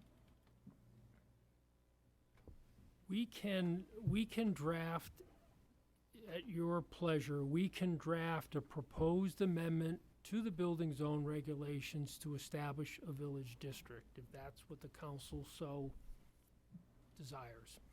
But So- in my opinion, until that time, there isn't anything for TP&Z to consider, nor anything for the council to advise the public or hold a public hearing on. There isn't a regulation that's proposed that exists right now. There's a statute that describes what a village district is, but there isn't a proposed amendment to the building zone regulations pursuant to that statute. In my opinion, there should be a draft village district regulation developed at your request. That then is forwarded to the TP&Z, and it comes back to you, and you schedule it for public hearing with notice to affected property owners. So then we need someone this evening, and I'm hoping that our chair or Mr. Kavanaugh would be willing to make the motion then that we have you and the town attorney draft such an amendment. Ms. Carroll, you could make such a motion. Then I would like to, may I do it now, or is that a? Oh, please go forward. All right, so I would like to move that we request that the town manager, in conjunction with the town attorney, draft a village district amendment. Richard, help me out with the language here. In regards to our town center. This is the way you would do it. You would just request me to develop a proposed amendment to the building zone regulations to establish a village district, and it would be in the 3 areas that you previously identified. So the way the motion would read: along Main Street between Naubach Avenue to London Turnpike and Rankin Road, Hebron Avenue, Main Street to Route 2, and New London Turnpike, Salmon Brook to Rankin Road. So the motion would be to request me to develop a proposed amendment to the building zone regulations to establish village districts in those 3 areas, or involving those 3 areas that I just mentioned. So moved. Okay, is there a second? Second. There is a second. Discussion on the motion? Ms. Tansky. Yes, I will just say I will be voting against this motion. I think we should, I firmly support a comprehensive plan to control the redevelopment of our town center. I think the appropriate path to do so is through a more extensive look at our regulations versus I see this as, at best, I guess, a stopgap measure that doesn't take in totality a review of our existing regs. And I see it at worst as something that will be an impediment to really and truly having a unified sense of the development of our town center going forward. Village district zones are designed to freeze what is currently there in time, and I believe in the center of our town we do not possess, unlike in South Glastonbury where there is this, a uniform architectural experience nor a uniform layout of the neighborhoods that would support freezing it in time as a village district, as opposed to having very strong, thorough, and effective zoning regs and building regs, design guidelines to govern what goes forward throughout town moving forward. Mr. Kavanaugh. Thank you. That's why I'm proposing this, to freeze everything in time. I often talk about the house between St. James Church and the chiropractor's office. Without this design, this village district, that building could come down. With this, I think it can be preserved. The Low Robacker Funeral Home can be preserved. First Federal Savings and Loan can be preserved. So I actually want to freeze that section of Main Street. And to Mr. Osgood's point, the difference is design guidelines from a design guideline expert are different from what we want to do here. We want to preserve, not redesign what we have, but preserve what we have. And that's why I think, speaking for Mr. Galata and myself, we've been so insistent on this. You've been in town for 30 years, I've been in town for 54 years, and I've seen a lot of change that I don't agree with. But I think now is the time to act, because things might happen sooner than you think. And I would also, Deb, if you would allow for what I hope would be a friendly amendment. After hearing Mr. Brantz's remarks tonight, I think it should be extended from Rankin Road to School Street, so it includes the old town hall at Main and Rankin Road. I am comfortable with that friendly amendment. Thank you. Mary, you're next. Do you need a second of the amendment? Oh, it's a friendly amendment. Friendly amendment, yeah. I would echo a lot of what Kurt just said. I think what this allows us to do is take that pause, much like what we're doing with the cannabis, take the pause so that we do have the opportunity to have that review. There has been a lot of development going on in town, and this will allow us some time to stop the bleeding and potentially lose some historic buildings within our town while we go through that design review process and figuring out what that would be. So I am 100% in agreement with Kurt on this. So I would be voting yes. Mr. Osgood. So from what I just understood, the concept of the village district is to freeze any development in the downtown business center. Is that correct? Well, Kurt said it's to preserve all buildings as they are. You're saying it's a moratorium like we're doing for cannabis, so it sounds to me like it is a moratorium on any future development that's going to change any building in the village district as defined, which is basically our downtown center business district. So is that what we're saying? No, we're saying what Mr. Brandt said tonight, that it is filling a loophole in the current zoning regulations. Now, if you want to tear down Main Street from Naubach to School Street, if that's what you want, This then includes, vote. this includes Hebron Avenue from Main Street to Route 2, and it includes New London all the way up to Rankin Road. That is our downtown business district. I started with just Main Street from New London to Rankin, and now I want School Street, and Mr. Beckett offered the other areas, which I agreed to, but my main concern is Main Street. Well, we should be clear when we suggest to our town manager that he draft an ordinance as to what area it is we're talking about and what we anticipate accomplishing by it. Well, that's already been determined in terms of what Mr. Kavanaugh and Mr. Beckett suggested, and Mr. Kavanaugh has expanded that a bit, and Ms. Carroll has agreed to it in her motion. Is there anybody else? Mr. Jake? Yeah, I think my first point will be on what we've just immediately brought up. If we have issues with the scope of the regulation, we can always change it when we get the language back. I would say I dispute an indication that a village district is not applicable here. If you look at the statute, it's an area of distinctive character, landscape, or historic value. I recognize that those terms can mean different things to different people, but I think that that area has distinctive character, landscape, and historic value. And I would be interested in looking at a regulation and possibly supporting it that would make that a village district to support that.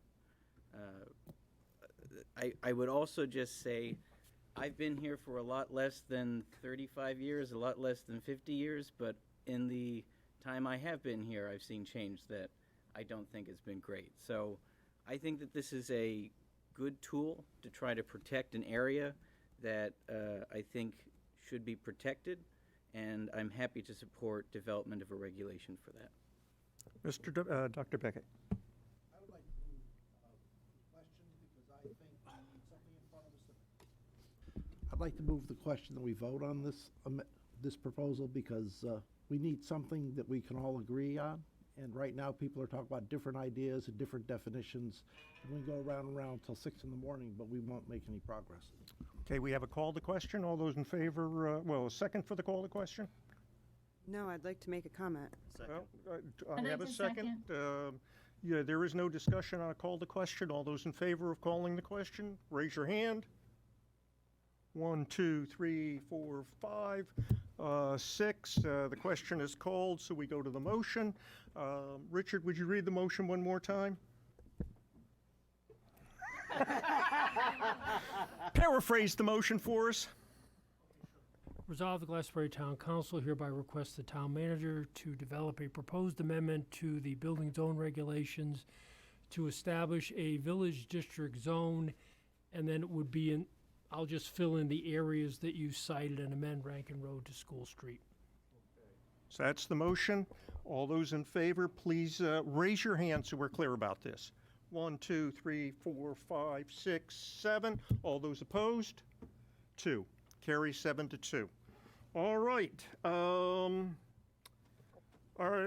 5C. Can we have that motion, Ms. Carroll? Yep.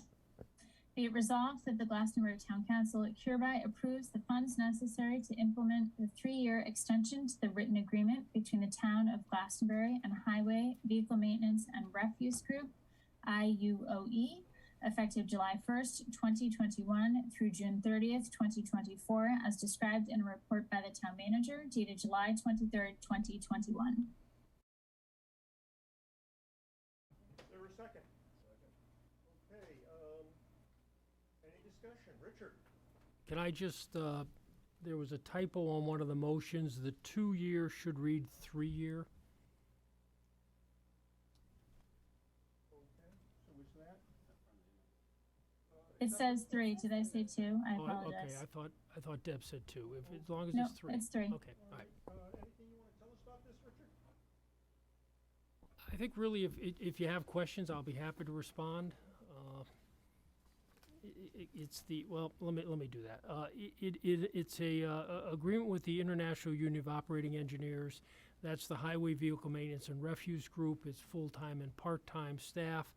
And you can see it's a combination of wage adjustments effective July 21, 22, and 23, and a cumulative 0.75% increase in the employee contribution to the legacy pension plan, effective over 3 years in January 22, 23, 24. And so it's commensurate with our general wage adjustment, and it's commensurate with the goal of continuing to reasonably increase the employee contribution to the pension plan. Questions of the town manager? Seeing no question? All right, Mr. Osgood, you got to be quick here. No kidding. Richard, how's this compare to other negotiations we've recently agreed to? The 2% is consistent with other groups that are agreed to. There are 2 groups that have not yet settled effective July of 2021, but those that have for July of 21 are at 2%. There are no agreements in place for July of 22 or 23 at this point. And then how does the total increase in salary, which is 6.5%, the 0.75% increase in the pension contribution, how does that relate in a dollar term to the total increase that would be in the salaries? It's pretty much dollar for dollar, because the 0.75% increase over 3 years is a direct percent of payroll. Okay. Okay, so if you add up 6.5, you would then back out 0.75. Thank you. Is that it, Mr. Osgood? Yep. Okay. Other questions? Okay, seeing none, all those in favor say aye. Aye. All right, it carries unanimously. Mr. Chairman, Yes. may I make a request to add an item to new business? You certainly may. I don't know whether it will carry. Okay. I would request that we add a discussion on a formal resolution from this council on the juvenile crime issues, outlining the actions that our town has taken and is taking, recognizing a shared responsibility between citizens, town government, and our state government for addressing this issue, reiterating the same calls to our state legislature to act that we have on our town website as talking points, and confirming support and resources for any as seen, needed, and fit by our Glastonbury Police Department. Is that pretty much what the motion's going to be saying? That's what the resolution would largely say. Okay, But I would all like right. us to add it to new business to discuss yeah, I at our next understand. meeting. If we were going to discuss all those elements, I'd ask for breakfast. So we've had a proposal for an item being added to tonight's agenda. I need a second. Second. All those in, any discussion on that? Mr. Osgood? I think if we're doing a resolution by the council, we should be able to see the resolution. I think we have a meeting in 2 weeks, which I don't see a delay of 2 weeks making a substantial difference in this. So I would vote not to add it to the agenda and have it added to our agenda for our next council meeting. That is a good point. Is there anybody else? I'm seeing a lot of nods. Would you? I think if we propose the resolution tonight, and then we can see it at our next meeting. I don't think we have to wait till the next meeting to have the resolution. That doesn't make sense, does it? That's really heavy. Kurt, you can propose it and draft it for the next meeting. Thank you. Okay, so what did you just say, Dr. Beckett? It's been proposed tonight. Yeah. But they could draft it, and we could put it on the agenda for the next meeting so that we could vote on it. Yes. Okay, And we so have you're, something in front of us. all right. That's reasonable. Yes, it's putting it on the radar and giving us all a heads Okay, up. I don't know if we need to add that to the agenda as much as, is everybody in agreement? Anybody disagree with that? Nobody disagrees with it? Let's add it to the agenda for our August meeting. Okay, so that now gets us down to the town manager's report. Oh, wait, we didn't vote, did we, on the collective bargaining agreement? Yes, Oh, we did. It's getting late, Thomas. It's getting late, yes, all right. No consent calendar, town manager's report, I know is going to be incredibly brief. How's this? If there's any questions, I'll be happy to respond. I love it. Are there any oh, no, Lillian, okay, go ahead. This one's for you, Tom. No. Richard, this will be quick. Do we know when we might have a draft of signage for the parks? I have it halfway there. Okay, what we're doing is we want to do something with the livable, age-friendly community logo, and we're integrating that with either two separate logos. And what we're thinking is that it would be kind of a logo that would be placed on the signs. So we have the livable, age-friendly community that we want to use, and we have, public park, all welcome, and we're just finishing the design of that. And we're working with a design folks, giving us a couple of options. So if I can have it for the 11th, I'll do my best. We just got a few things going on. So we're halfway there, livable communities. Second piece is we working with a graphic designer to help just lay out a couple thoughts we have. So let me, we're moving as fast as we can on that. Let me see if we can get it for the 11th. Thank you so much. I think the only ask in your process that I would request is making sure that it's something that would be visible to folks on their approach with the sign. Yeah, our thought is because we have signs at all the public parks, our thought is to have something that can add to the sign so that it can, you can just apply it to all the different signs. So that's our goal. We thought maybe something round, it may change, but that it's clearly visible. We have a graphic person helping out some folks on it. Let me try for the 11th. Thank you. Two things. I noticed, Mr. Johnson, there's new cameras in the room.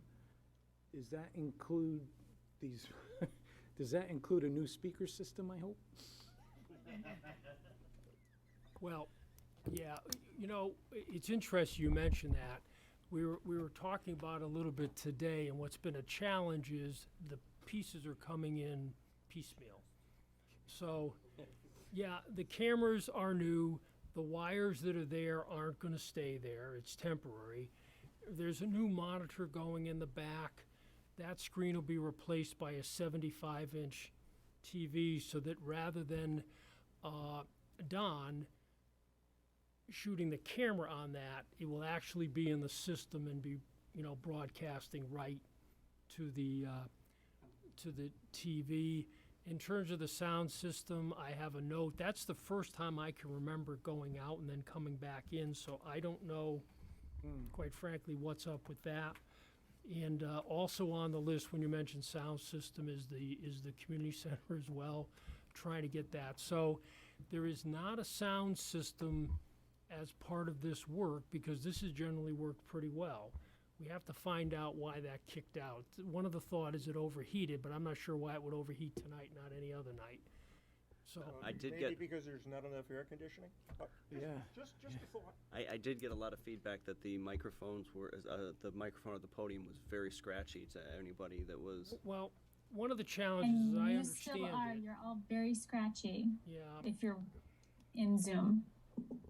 One of the challenges, as I understand it, with moving the podium is because it moves closer to the speakers, creating some feedback, which is why this mic isn't there anymore. So we'll look at the sound system as well. It doesn't come across too well on Channel 16 either. You know, Kurt, I know, and no matter what we do, it doesn't come across that well. So let us look at that as well. And my last thing is, I wanted to ask you this or impose this on you before Mr. Beckett called the question, but I think we have to put a time limit on you getting back to us, because I think this should be done in all deliberate speed. When do you think you can have it back to us? Because if I may be direct, there was some resistance on your part, and I'm not sure if it's to protect us legally or because you don't like the idea, but I would like this thing back to us as soon as possible. My resistance on my end is because you are not going through the process that's the protocol to amend the building zone regulations, and I was trying to advise you accordingly. It's not my call whether you enact the village districts, but I do think it is my responsibility to tell you that there is a process you need to go through, and that's what I was trying to do, Kurt. Okay, so how long do you think you'll need for that? I need to talk to you about that offline, okay? Okay. Any other questions for town manager? Jay? I'll just make a quick comment. I do just want to say I have no belief, Richard, that you were trying to slow roll anything, and I do want to say I understand the pressure and desire to move quickly, but I appreciate the desire to make sure that we're protected legally in what we're doing. Anyone else? Any questions for town manager? Your chairman has no report. NBC? Nope, nothing. Frog? Okay, minutes. Deb, you got a motion?